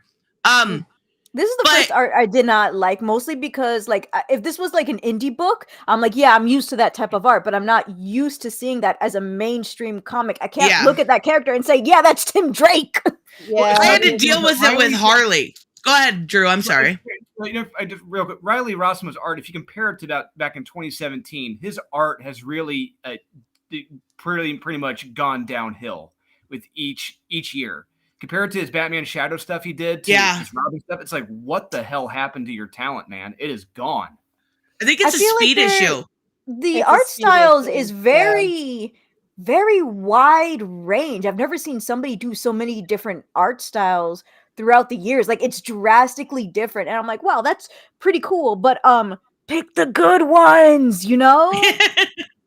See, there's an example of somebody who probably also listened to, they went on a message board and people like, oh, we really like this, right? And so they leaned so hard into it that they lost the fundamentals. And that's what I was going to say about the Robin stuff, because Tim Drake Robin is in Titans. Yeah. And I want to ask him if that was something that was mandated with Bernard, or if it's something that, that they had talked about in the comics, so they brought it over and because it is so much more natural. Like, it is free flowing. It's the building of a relationship, no different than we'd see, with any other hetero relationship. It's well executed on the show. It is a good pairing on the show. You flip over to the comics and you're like, what? I think What is this? Eclipsed by the whole John Kent thing, and they panicked. So they sped it up, or what do you think? It up. I think that they only had a month, 2 months to unpack that. And I like the fact that it was kind of halting and we're not sure. I really, I like the opening. Yeah. Yeah. And then the Son of Kal-El thing hit and everything went crazy. And it's like they panicked because they were so in the shadow of that. And I was pissed because I thought, that the Tim Drake story was the better story, but it was just not getting the earned media. And I know this whole earned media, social media thing is just ruining shit in so many ways. I know Drew loves Son of Kal-El also. Oh, it's a handful of sunshine. I'll say that. Yeah. And that's that the thing. Like cake. the Tim Drake Robbins story in Urban Legends, they did that 3-parter, and it was like, this is one date. We're going on one date. Let's see what this is. That started out really well. And then they were like, we need to tell Stephanie. Let's tell her off page. And then when she gets on page, have her so ecstatic for us that she doesn't care that we spent the last 30 years of our lives together. It doesn't matter. It doesn't. Yeah. It felt so unnatural. Well, that's the signaling instead of telling a real story, right? Yeah. Yeah. This is the way it's supposed to be. Be accepting. And that's the audience they're aiming for, right? And it just does feel very forced. And it's almost like you're reading propaganda. I hate to say that. Well, that reminds me also that when I read that Tom Taylor said that he was forced to out John Kent as bisexual on an interview on coming out day, when the whole point of coming out day is to come out whenever you feel like it, and if you don't, that's okay. And he was like, yeah, I didn't like that, but I was forced to do it. Editorial. And I'm like, you mother crappers. What's wrong with you guys? My question is, did he push back behind the scenes? Or did he I wouldn't have thought. He said he didn't want to, and I feel like he did say something about that. Okay. That interview was a while ago. I would have to reread it. But he did. I believe I remember him saying that he did talk about how he doesn't think it would be right to do that. He wanted more time with the story to evolve before their first kiss, and it was like he wanted a couple more issues, and they said nope, 5. This is when it happens. This is how it happens. That was my real issue with that whole book, is it's commodified sexuality of a 17-year-old, and they're calling him a man, and it's freaking me out because he's not, and he is a very tender thing. I love Son of Kal-El, and we're gonna argue about this. He is every much so.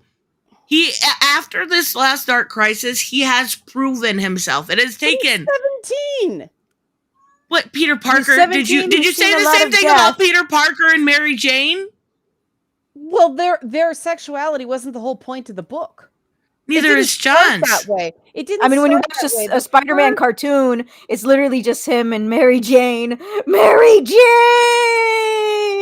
Peter Parker's mega simp.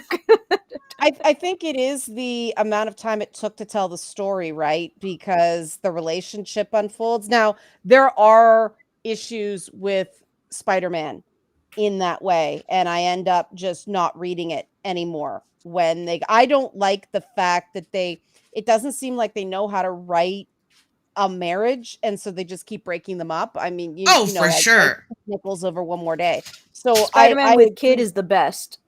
Yes. I like what they're doing. Tom Taylor wrote that in Dark Ages, right? Yeah. Yes, with Mayday. Dark Ages was really good. I did read that from Marvel, and I enjoyed the hell out of it. But before that, Peter David wrote the the ongoing series with Peter and Mary and Mayday. Yeah. A couple years before that. Yeah, and I mean, I like what they're doing with Spider-Verse, right? That they can age up Peter some, though there's a huge jump, right? But Miles is sort of the younger, awkward one, and Peter is sort of the more veteran. I like that. But I don't know. If it were a 17-year-old female protagonist, they would not be going all in on splash pages of her sucking face with some dude.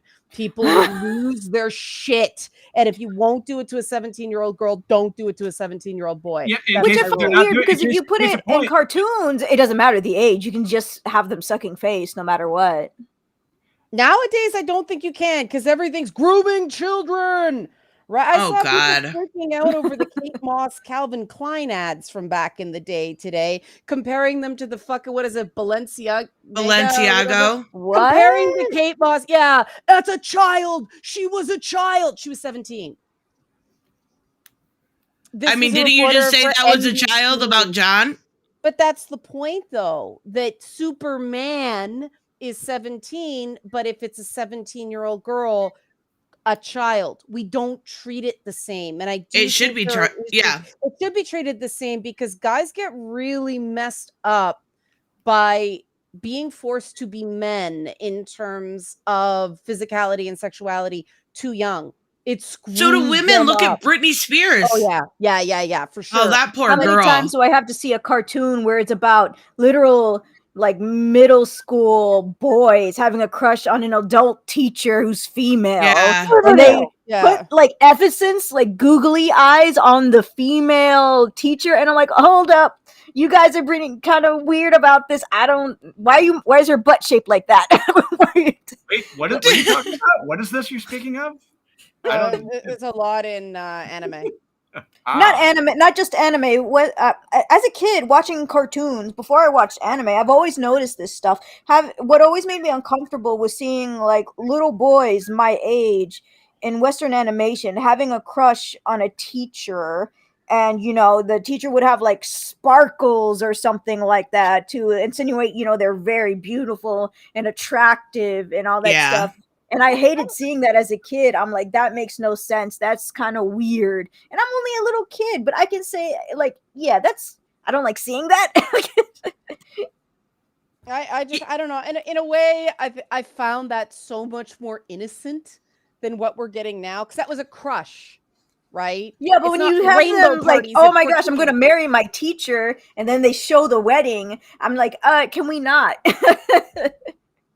Well, but that's from the kid's point of view, right? That's not Mrs. Grundy banging Archie on Riverdale and people going, "Oh, that's fine."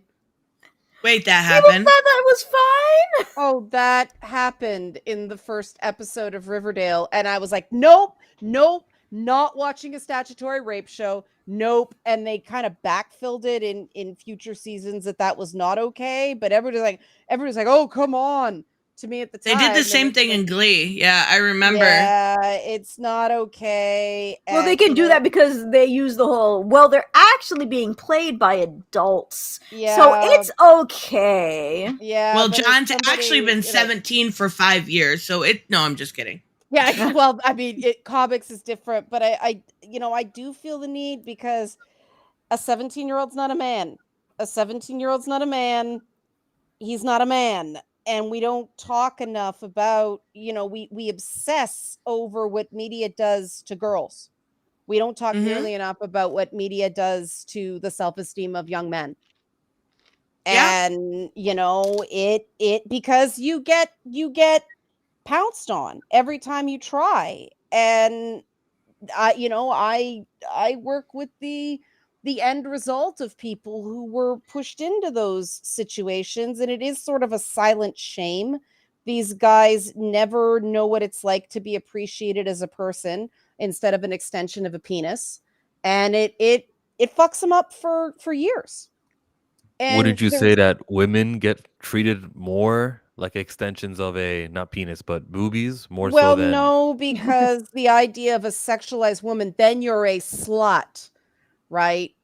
Oh, Men I would are disagree. Supposed to be sexually aggressive. I mean, it's changing, right? It's a mess now with this fake sex positivity, and I just think things are so nuts right now that there's no balance, and you can't have a conversation of, is it appropriate to portray a 17-year-old teen as a man when, even the military draft is 18? Is this really a responsible thing? Now, let's face it, teenagers aren't reading these comics. This is backfilled Right. wish fulfillment for adults.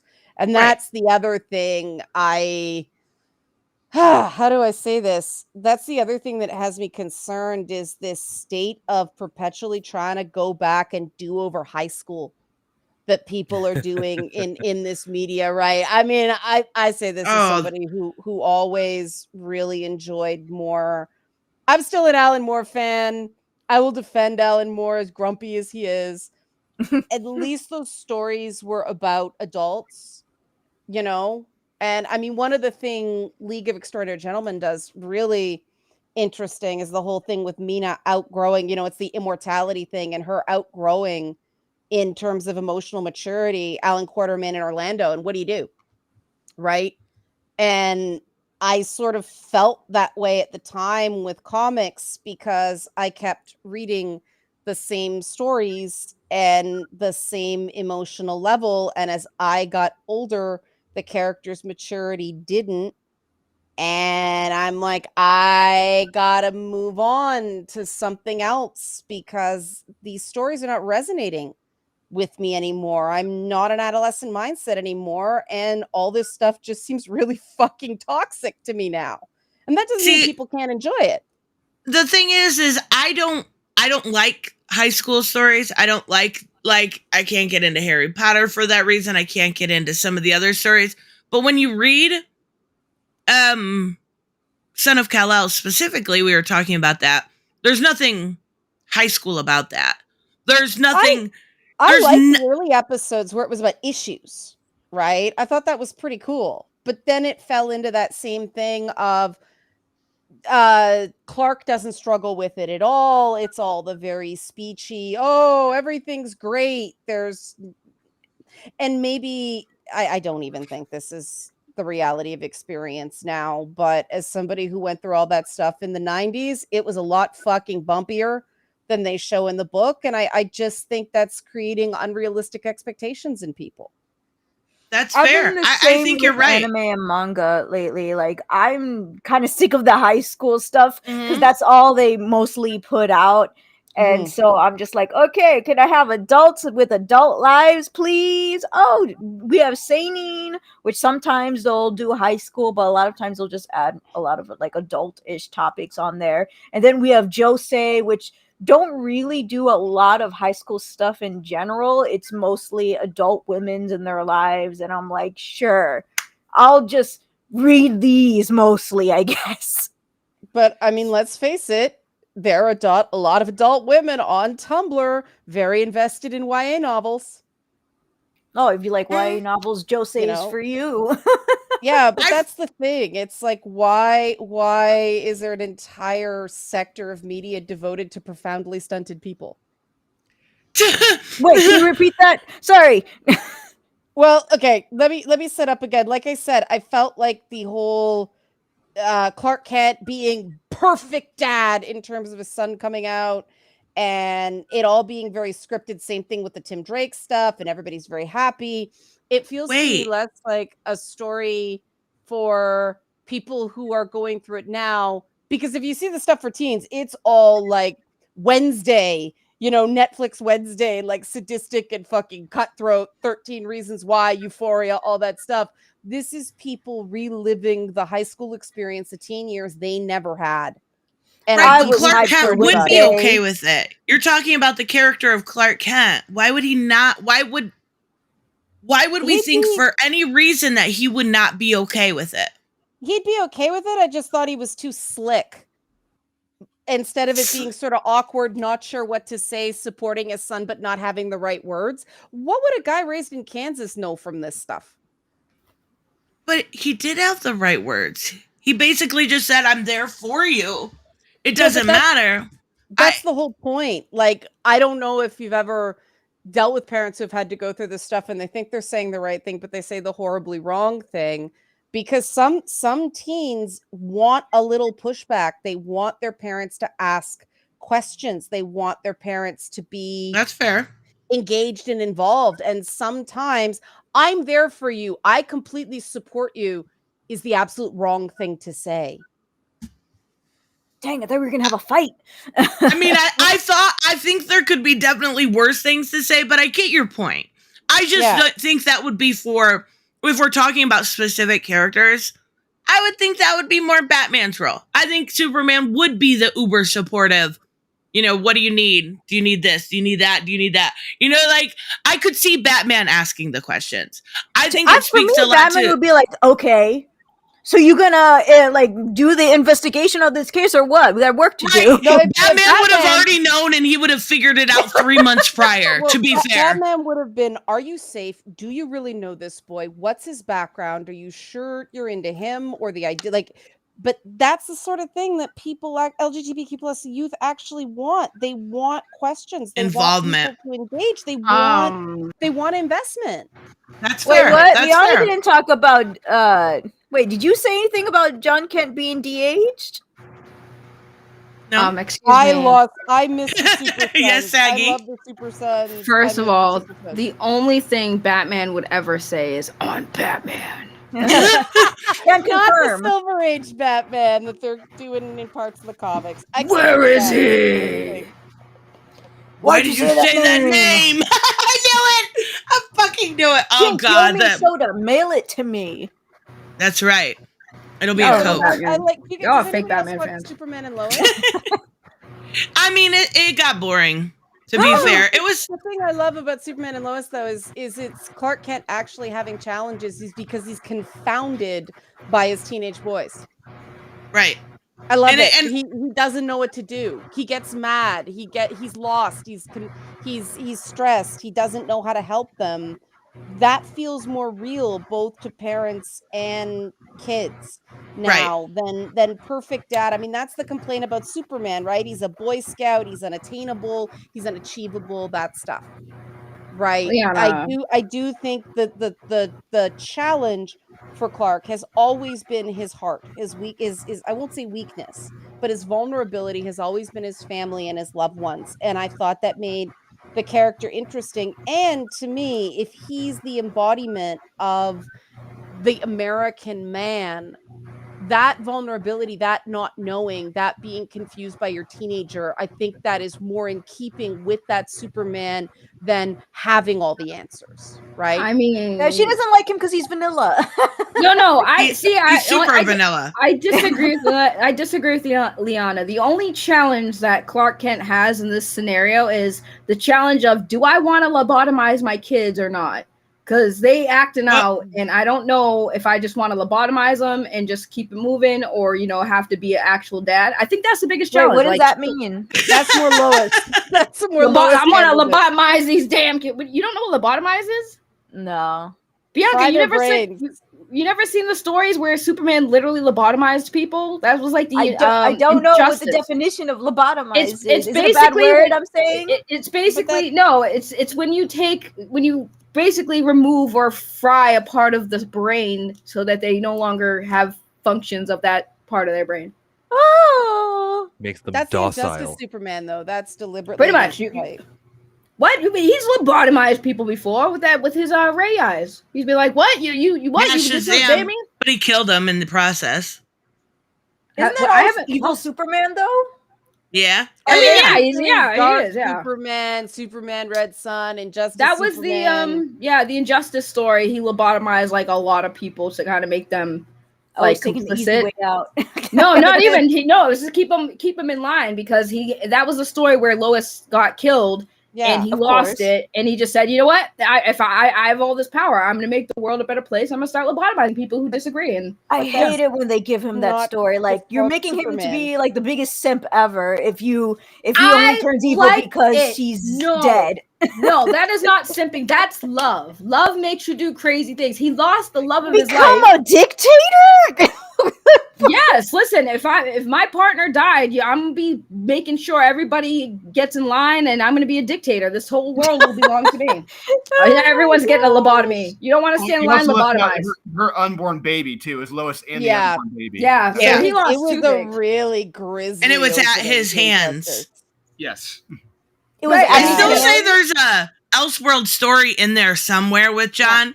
Like, if they could get it through editing, where actually, Superman's not okay with it, and he blames it on Lois. This is the Earthling side of you, and not my Kryptonian genes. It has to come to. Okay. He's Superman the homophobe. Whatever. We could. There's a story in there.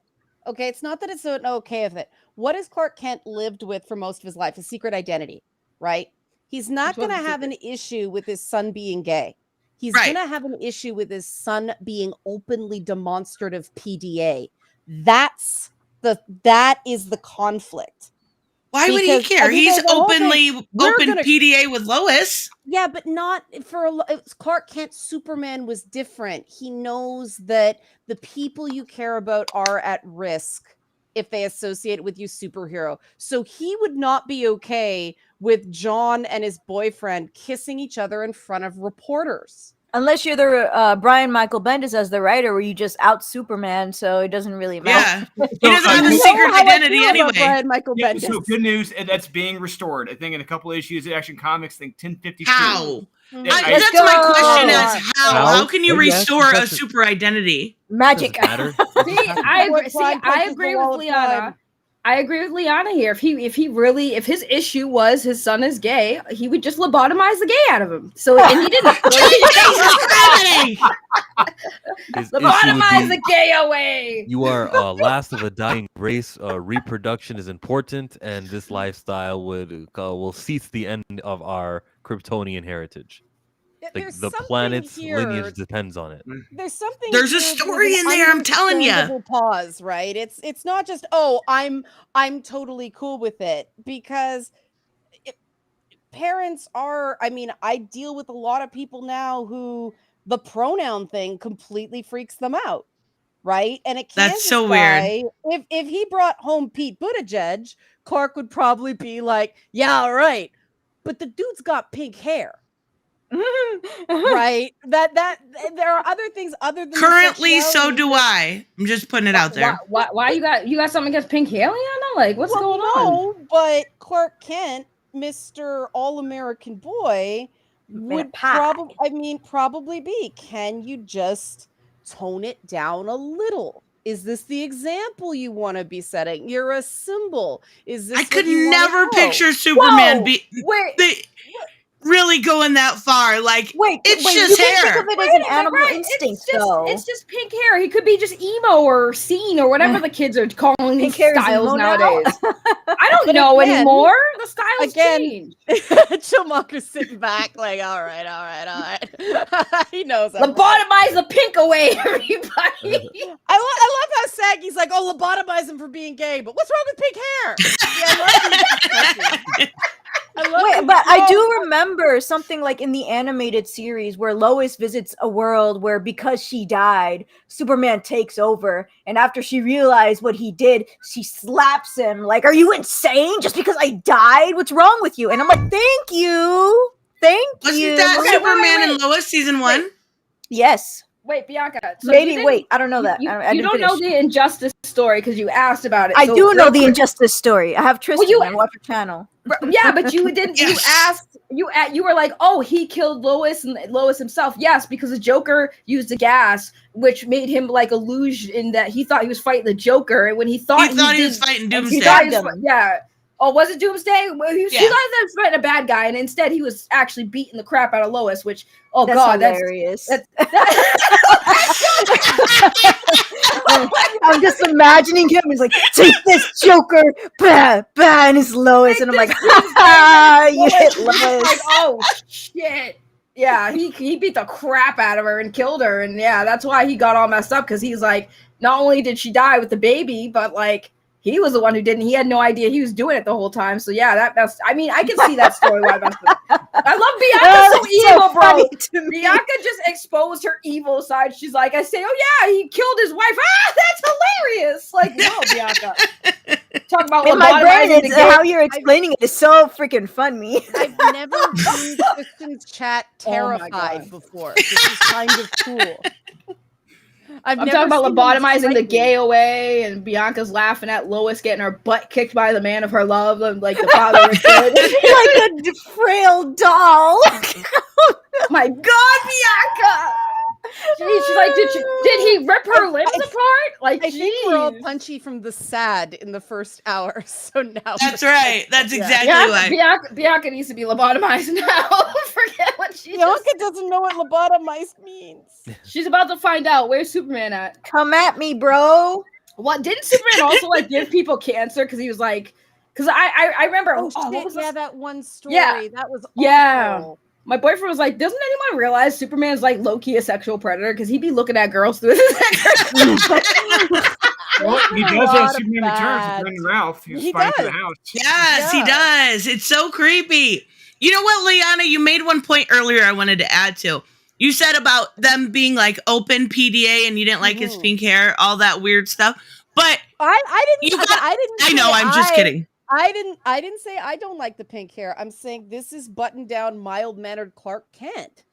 Right, but Jay is invulnerable. Yeah, but it's still programming. I mean, what in many origins, what Pa Kent does to Clark is low-key psychological abuse about his secret identity. That is gonna come out with Clark, especially the Snyder Cut. Oof. Or what was it? Man of Steel. Man of Steel really drilled down on that, but the comics did too. The idea that you need to keep the secret, people will be in danger if you don't. It's been a fundamental. But you know, the guy didn't say maybe save the kids. I don't know. He's like, yeah, you should totally help people. You guys are expecting parents to be completely rational about their child, and they're not. Parents freak the fuck out. All this stuff starts coming out and they have these emotional reactions that they don't understand. And then they have to sort of, suck back, reload. What did I actually do there? And again, I think that in terms of Superman saying something about, a more modern idealized masculinity, that would be more useful than, and more interesting. Never mind useful, more interesting than what they did, which is, hello, citizens, do you know how to accept your son's gay? Like, come on, that doesn't help anybody who's How is that more useful? You're telling them to hide it.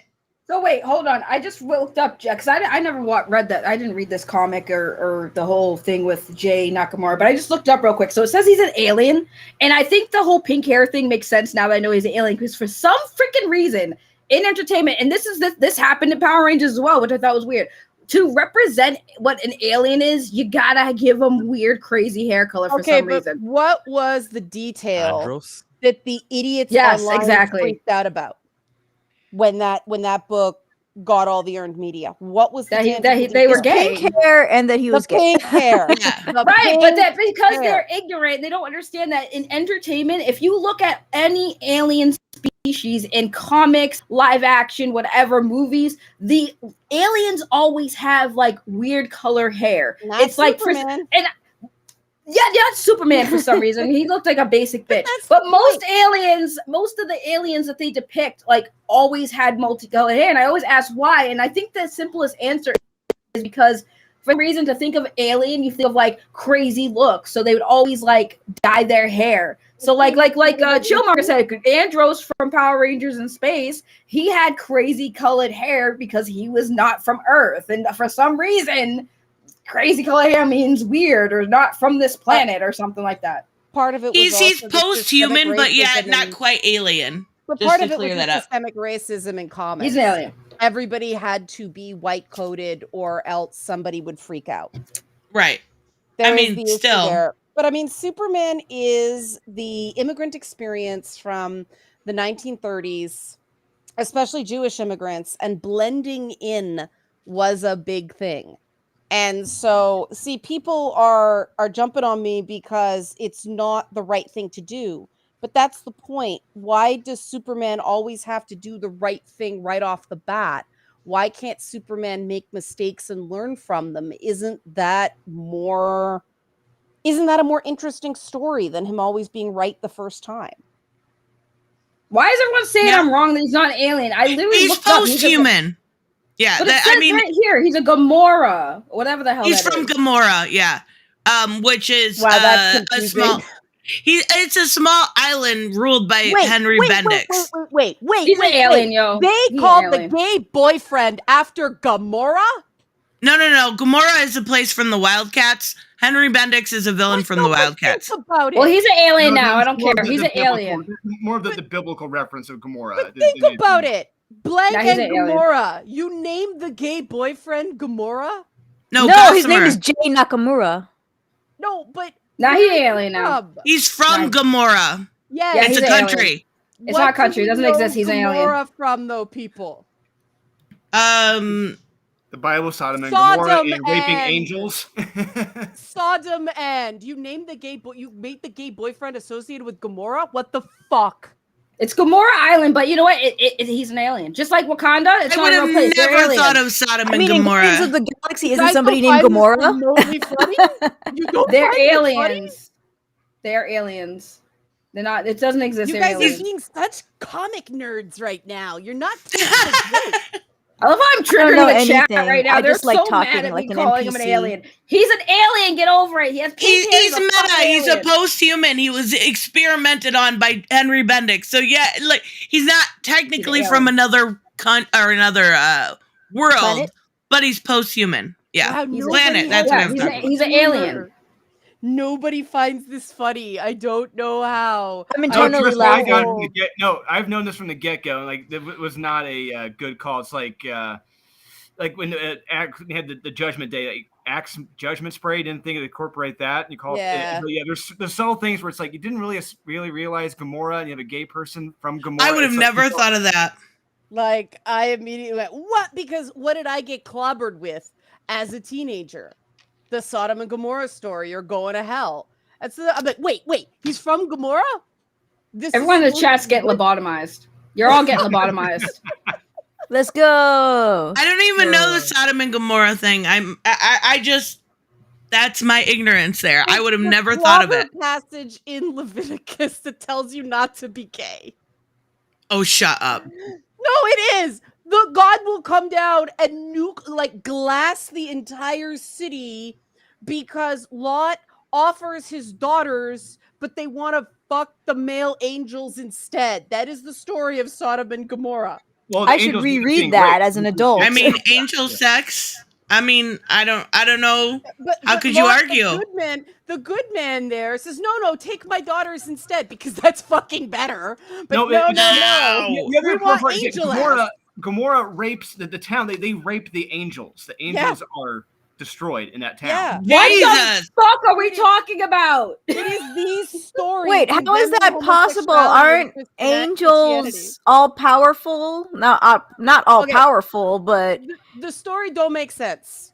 It doesn't. The angels were definitely willing. They're angels. They weren't getting laid. Well, no, the angels are mindless. They have no soul. I mean, they weren't getting laid. They didn't cauterize everybody because they got all those flaming swords pointing all the different ways. But yeah, were they gay flaming swords? Well, you customize that as you want.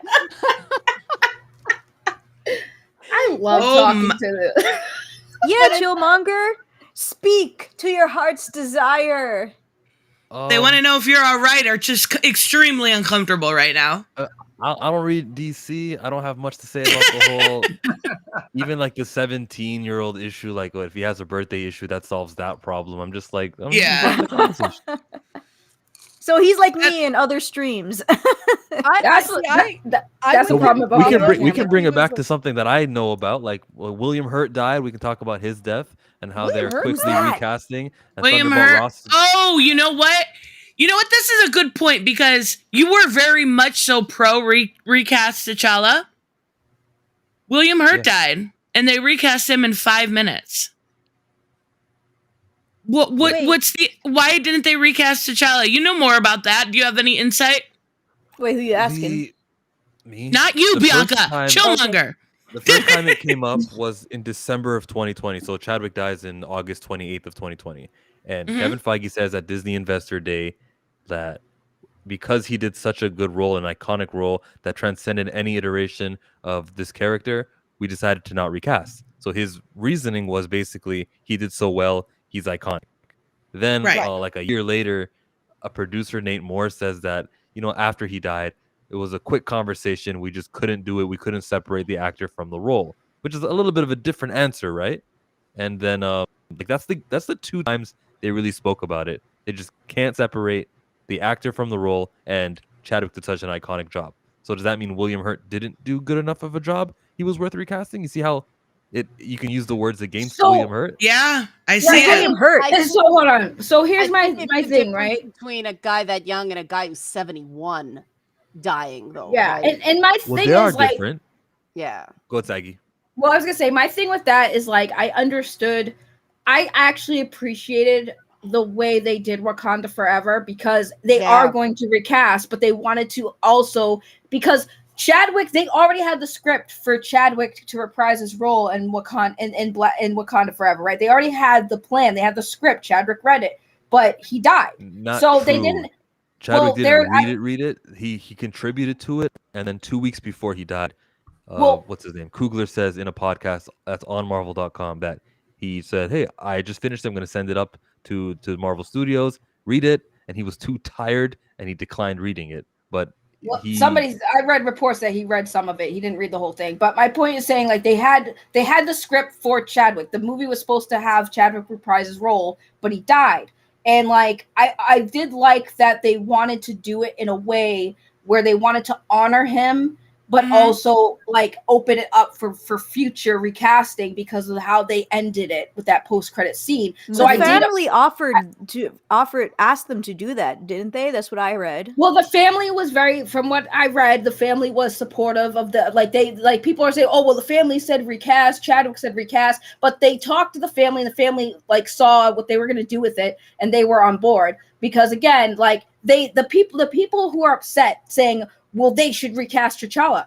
They are going to. They just didn't want to do it in this movie. They wanted to honor his death. He was shooting Black Panther 1 while he was sick. And no one knew. Like there was not many people who knew he was sick while he was still shooting that. When they found out, they wanted to honor him for putting in that work while battling cancer. So they wanted to honor him, and I think they did it in a very good way. And when people are like, oh, they need to recast, they are going to recast. This movie, they wanted to honor him. And then now they will recast in the future because now they open that up. So I get why people are upset, but... You said like 3-4 times they're going to recast. The only quote I've ever heard on it was them saying that they wouldn't recast. It was the Kevin Feige one I was saying about word for word. What did you hear to make you so sure that they will recast? Is it because of how it ended?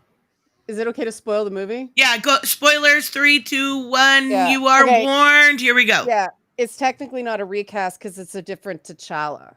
Exactly. Right. But people T'Challa, but a different actor playing T'Challa. It's still gonna be a T'Challa. It's a T'Challa, but it's not the same T'Challa. It's T'Challa, son of T'Challa. But here's the thing. In these movies, right, and we've seen it many times, they can still tell the same story with this T'Challa. With T'Challa's, they still can give. How many times have they given other story arcs to other characters that didn't have those story arcs? They've done it many times. I love what they did because now they got him in Haiti, and all of a sudden, Black Panther zombie story. What? Yes, I'm down. Well, but that's what I'm saying. Like they've done that. I think that to Junior, throw him in the pit of fire. Well, I'm not saying that. I mean, I want let's have that same actor and that same character in the new Black Panther movie, but let's have his dad back too because that is the character. If you wanted to honor Chadwick, what he was doing was increasing the popularity of that character, that superhero, and that superhero happens to be black, and he's like the top black one. To pull him out is detrimental to progression. Like that shouldn't have been an option at all to remove that character just because the actor died. If you wanted to honor him, do what Chadwick Boseman was on a mission of doing and making the next Batman, the next Spider-Man, the next Wolverine a black character. And I think that's fair. I like how they did. I can see both sides of this. I'm not hugely invested because I'm not a big MCU person. I can see both sides of this, but at least from what I've heard, the Black Panther movie did it justice. Like, I haven't seen it. I'm not going to. I'll see it on streaming. Was it really good? I know all the spoilers, but was people talking about how the movie was racist? Yeah, I seen a couple of those. I was just like, okay. It was worth it just for Shuri's ancestor scene. So the thing, gasp in the theater was phenomenal. Yeah, the thing with the whole recast, like, I get that, but again, like, look at the Marvel, like, look at all of the characters again that have been given other character story arcs, right? And no one really bats an eye about that. Like, some people will complain, like, oh, well, that's such and such a story arc. Why are we giving it to this character? Like, I get it, but at the same time, you could still, and mind you, I keep reminding everyone, the multiverse stuff exists for these very reasons when things like this happen, so you could have a justifiable explanation to why now T'Challa died in this universe. The son took up, and then the son got the stories that the first T'Challa might have had, and it could just be a different universe. I think, like I said, I respected them because I love Chadwick. I thought he did a great performance in Black Panther, and I think the way they honored him was beautiful, and also opened up, like, yeah, we are going to eventually have to recast. And here's another thing too, guys. Chadwick wasn't going to be in the Black Panther forever. He would eventually had to hang it up too, and they would have had to recast anyways. But he died. So I think what Chillmonger was saying about, Black heroes is really, really important. I do think the way they surgically fixed Riri's origin and backstory was worthy. Like that. I heard it's at least better than the comic. Oh my god. The comics couldn't have been worse. Right. But it's so much, they age her up. She's an MIT student. She's not instantly Tony Stark's successor. She has her own thing in a bigger movie, and it worked. And I was really pleased with that. And I think that continues in spirit what Chillmonger's saying about Black Panther and about Black superheroes who are, I can't even compare Riri to T'Challa. Riri's not the top Black. Like, you can say Storm and T'Challa are up there, but then number 3 is a distant, far below character, which I wouldn't even be on the recast train. Yeah, I agree. Blade, maybe.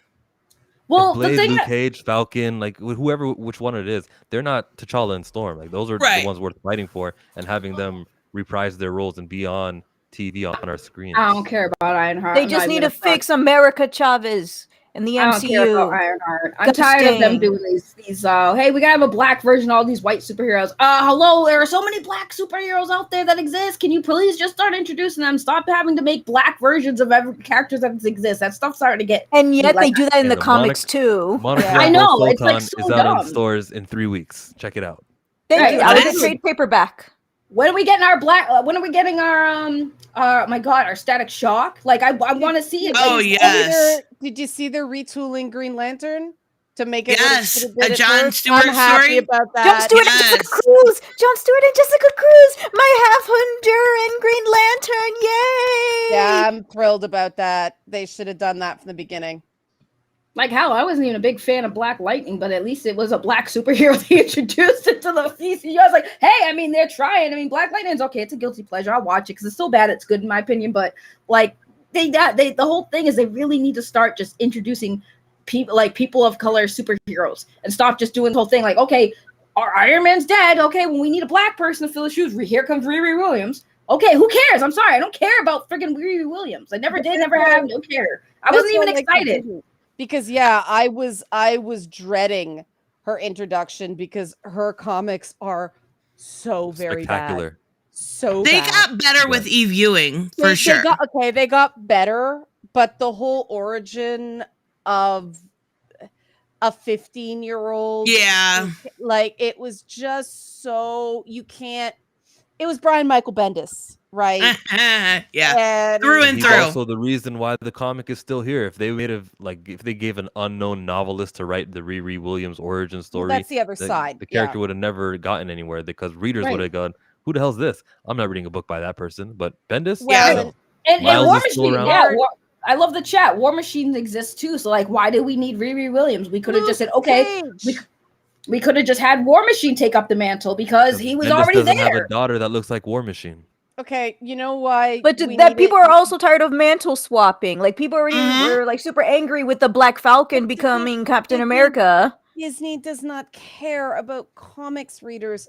Disney cares about amplifier demographic households, and Hispanic and Black women are driving Disney Plus growth right now.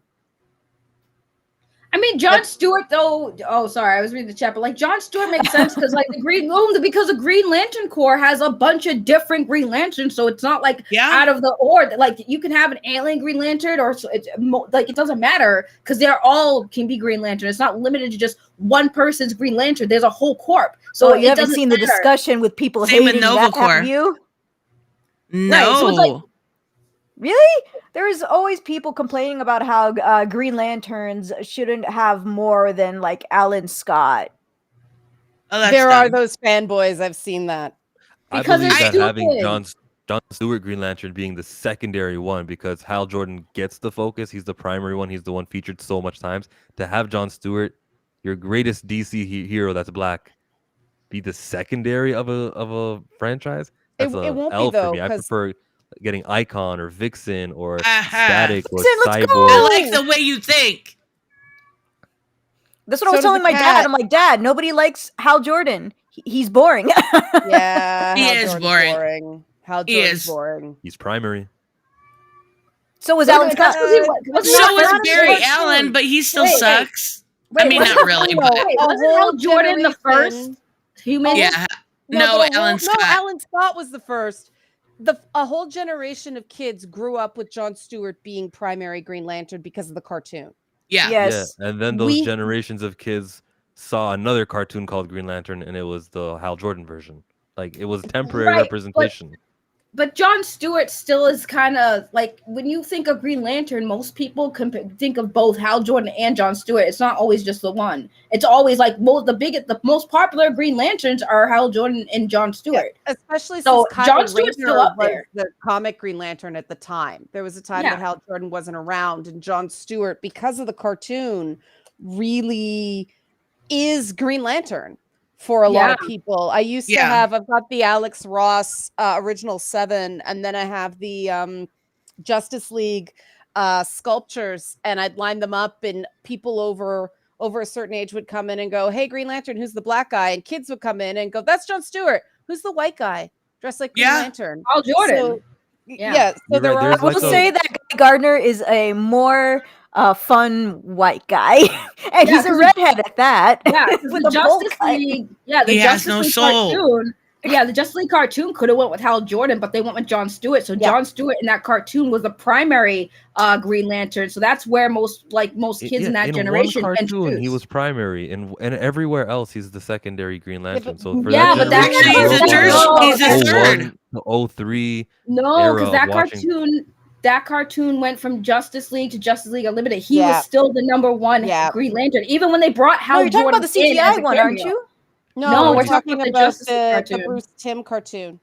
Oh, yeah, I was like, there was a Hal Jordan cartoon. Yeah, it was the CGI one. Right, but even when DVD one. But they also had Hal Jordan like introduced into the Justice League like cartoon and like make cameos. But like I said, the primary focus was Jon Stewart for that whole cartoon. Like even when Young Justice, it was Hal. In the 80-year history of this character of Green Lantern, it's been Hal Jordan for most Alan Scott for most of it, Kyle then there's Rayner. like this, and Kyle Rayner, and then there's, because of this cartoon that happened and Justice League Unlimited that happened, because of those seasons, we're supposed to pretend that Jon Stewart is. It's primary. almost like it's a core, like there's a group of them. Right, but that cartoon franchise did make Jon Stewart's Green Lantern stand out, and people were like, "Oh, there's a black Green Lantern." And like I said, most people do now in this day and age associate Green Lantern with Hal Jordan and Jon Stewart. They don't even really think of the other ones anymore. It's mostly those two are the primary Green Lanterns most fans talk about now. Unfortunately, because of the Ryan Reynolds movie, I remember talking about this before. I didn't see any of the trailers. I didn't read any of the plots or anything. I was like in high school when this happened. I just went into the movie and then I left so disappointed, and I was complaining to my dad, "Dad, what the heck? Why'd they make him white?" And my dad's like, "What are you talking about?" And I'm like, "He's supposed to be a black guy." And he's like, "No, he's not. Hal Jordan is always white." I'm like, "Who's Hal Jordan? I'm talking about Jon Stewart." And he's like, "No, look it up. It's always been white." Like, my dad watched the Super Friends when he was like a kid, right? And so I'm looking up on Google and I'm like, "What are you talking about?" And I'm like, "Oh shoot, there's a white one." I'm like, "Listen, I'm telling you, the black one is so much better." I didn't even remember. I didn't even know about the ones before Hal Jordan. That's how I like. That's what I say when I think of Green Lantern. It's just those two. I don't think of any other Green Lanterns. Not even the alien ones that you see. Like, I know the Kilowog and his name was Kotar. Never mind. Right. So I'm like, that's why I kind of disagree with Chill, because like I said, when people nowadays they think of Green Lantern, it's Hal Jordan, Jon Stewart, and that's it. So I think that Jon Stewart is up there with Hal Jordan. Oh, for sure. Guy Gardner needs more love, guys. Guy Gardner is a jerk, but you know what? No, I will send you episodes that are Guy Gardner centric. Bianca getting gangsta all night. She's like laughing at Superman beat the crap out of Lois Lane, and she's like, "Yo, yeah, not Killmonger. I only know the black guy. F you. I don't know no white boy." What you talking about? I like it. It's not because I have a crush on Guy Gardner. I'm telling you, it's not. I just haven't found my right Guy Gardner story to make me really like the character. That's why you cartoons. There we go. Perfect. I like that Killmonger has a different opinion about things, and also he is a person of color, so I don't feel like we are always having this like racial conversation. It's just like, no offense, but it's not people of color. No, I'm saying like you do, but it was nice to have a male, person of color on, because all people of color don't think alike. What is this madness? I know, it's crazy, right? We're all supposed to think the same. Like, holy crap, we're all supposed to think the same. How dare we? I guess I'm going to be considered a disgrace. The audacity! How dare I? I loved his conversation, though. I love it. I love it. I still want Luke Cage back. Just saying. F Luke Cage. Yeah. No. I like Luke Cage. I do too. All right, guys. We are comic. Oh, okay, sorry. You trying to end my bad? All right, we are going to wrap up, guys. What do you have going on this week, Drew? Over at Comics Elite Comics. Well, we just interviewed David Quinn, the writer of Faust, Love of the Damned. He's got a Kickstarter up. It's just crossed 91,000 in I think 2 days. But I checked that out. It's $150 for the very minimum. I was actually, but I bought 125. Yeah, I was shocked. Well, it's every. Well, here's the thing. We talked about this in the interview. Some of the single issues for that series cost at least that much, if not more. So this is the entire series. Oversized format, hardcover, never offered before, period. This is the very first time Faust has been collected all together in one oversized collection. So, I bought it. Kyle bought a copy, and it's been very successful in 2 days. So if you want to check out that interview. Yeah, and we got our best and worst of the week coming up tomorrow. And, Born of Blood 3 comes out this week on Tuesday. Go to your local comic shop. Nice. Get it. You better. You will love it. It's the best issue yet. Chillmonger, what do you got going on your channel this week? It's funny enough. I just posted a video while I was here about recasting. Oh, wow. Multitasking. And all these reasons why. Yes. And Saggy Holy crap. Most definitely watch this video. You hear that, Saggy? Okay. Bianca, what about you? Wait. Oh, wait. I'll let you talk first. Sorry. I always do that to you. I apologize. Bianca? What? I'm so confused. Bianca, what do you have going on at your channel this week? If all things go well, after the stream with you, I'll be able to do a review stream today. It is a double review stream. That is freaking awesome. And we are doing our Bad Idea segment tomorrow at 11 a.m. live for Bianca's birthday. I don't even think I don't Thank even think you. Bianca doesn't even know the subjects. I am just going to ask her everything you guys can possibly think of. Everything. And I have some amazing questions, like, is cereal soup? So that should be super fun. Soup? It is. Yeah, it is. It totally is. Liana, what do you have going on your channel this week? Well, we're launching the It's Not Therapy bubbles, as well as tomorrow is the video is called God of War Ragnarok Trauma and Why Men Intellectualize Emotions. It's basically about they do some really good things with the adult characters and everybody expressing trauma differently in the game, so it's super cool. But somebody requested I do a video on intellectualizing emotions, and so it's like Manly Mondays, Wellness Wednesdays, because that's a massive topic, right? So I break them down into two. And then on Tuesday, me and Song W. Itson continue our conversation on Two Women Talking about bad boys. We're talking about whether Hollywood has ruined the bad boys with all of these, deconstructed anti-hero things. And then we're working feverishly to get a combat demo out for the Kickstarter backers of Song of Sparkle Muffin as well. So I'm pulled a bunch of different directions lately. And I'm trying to finish Wednesday on Netflix. I'm chipping through it. I'm trying to finish it. It's great. It's so good. She's so good. I love it. That's awesome. Saggy, what do you have going on? Well, I think this week I'm going to be working on some more deep fakes and trying to ruin people's YouTube careers. So that's what I'm going to be doing this week, because apparently my deep fakes, have you heard? They're so good, man. They're phenomenal. I'm trying to get Disney to notice me so I can work on the Mandalorian season 3. So we're going to bring back Harrison Ford as young Han Solo. So my deep fakes, I'm perfecting them, because apparently my deep fake was so good that I have to hone my skills. So that's what I'll be working on this week. And this was fun. Thank you for having me. Yeah. No problem. Yeah, that's awesome. Make sure you guys check out everybody's channel. It is in the description. And make sure you guys are tuned in for Bianca's birthday celebration tomorrow late morning. And we will see you guys in the next one. Bye-bye.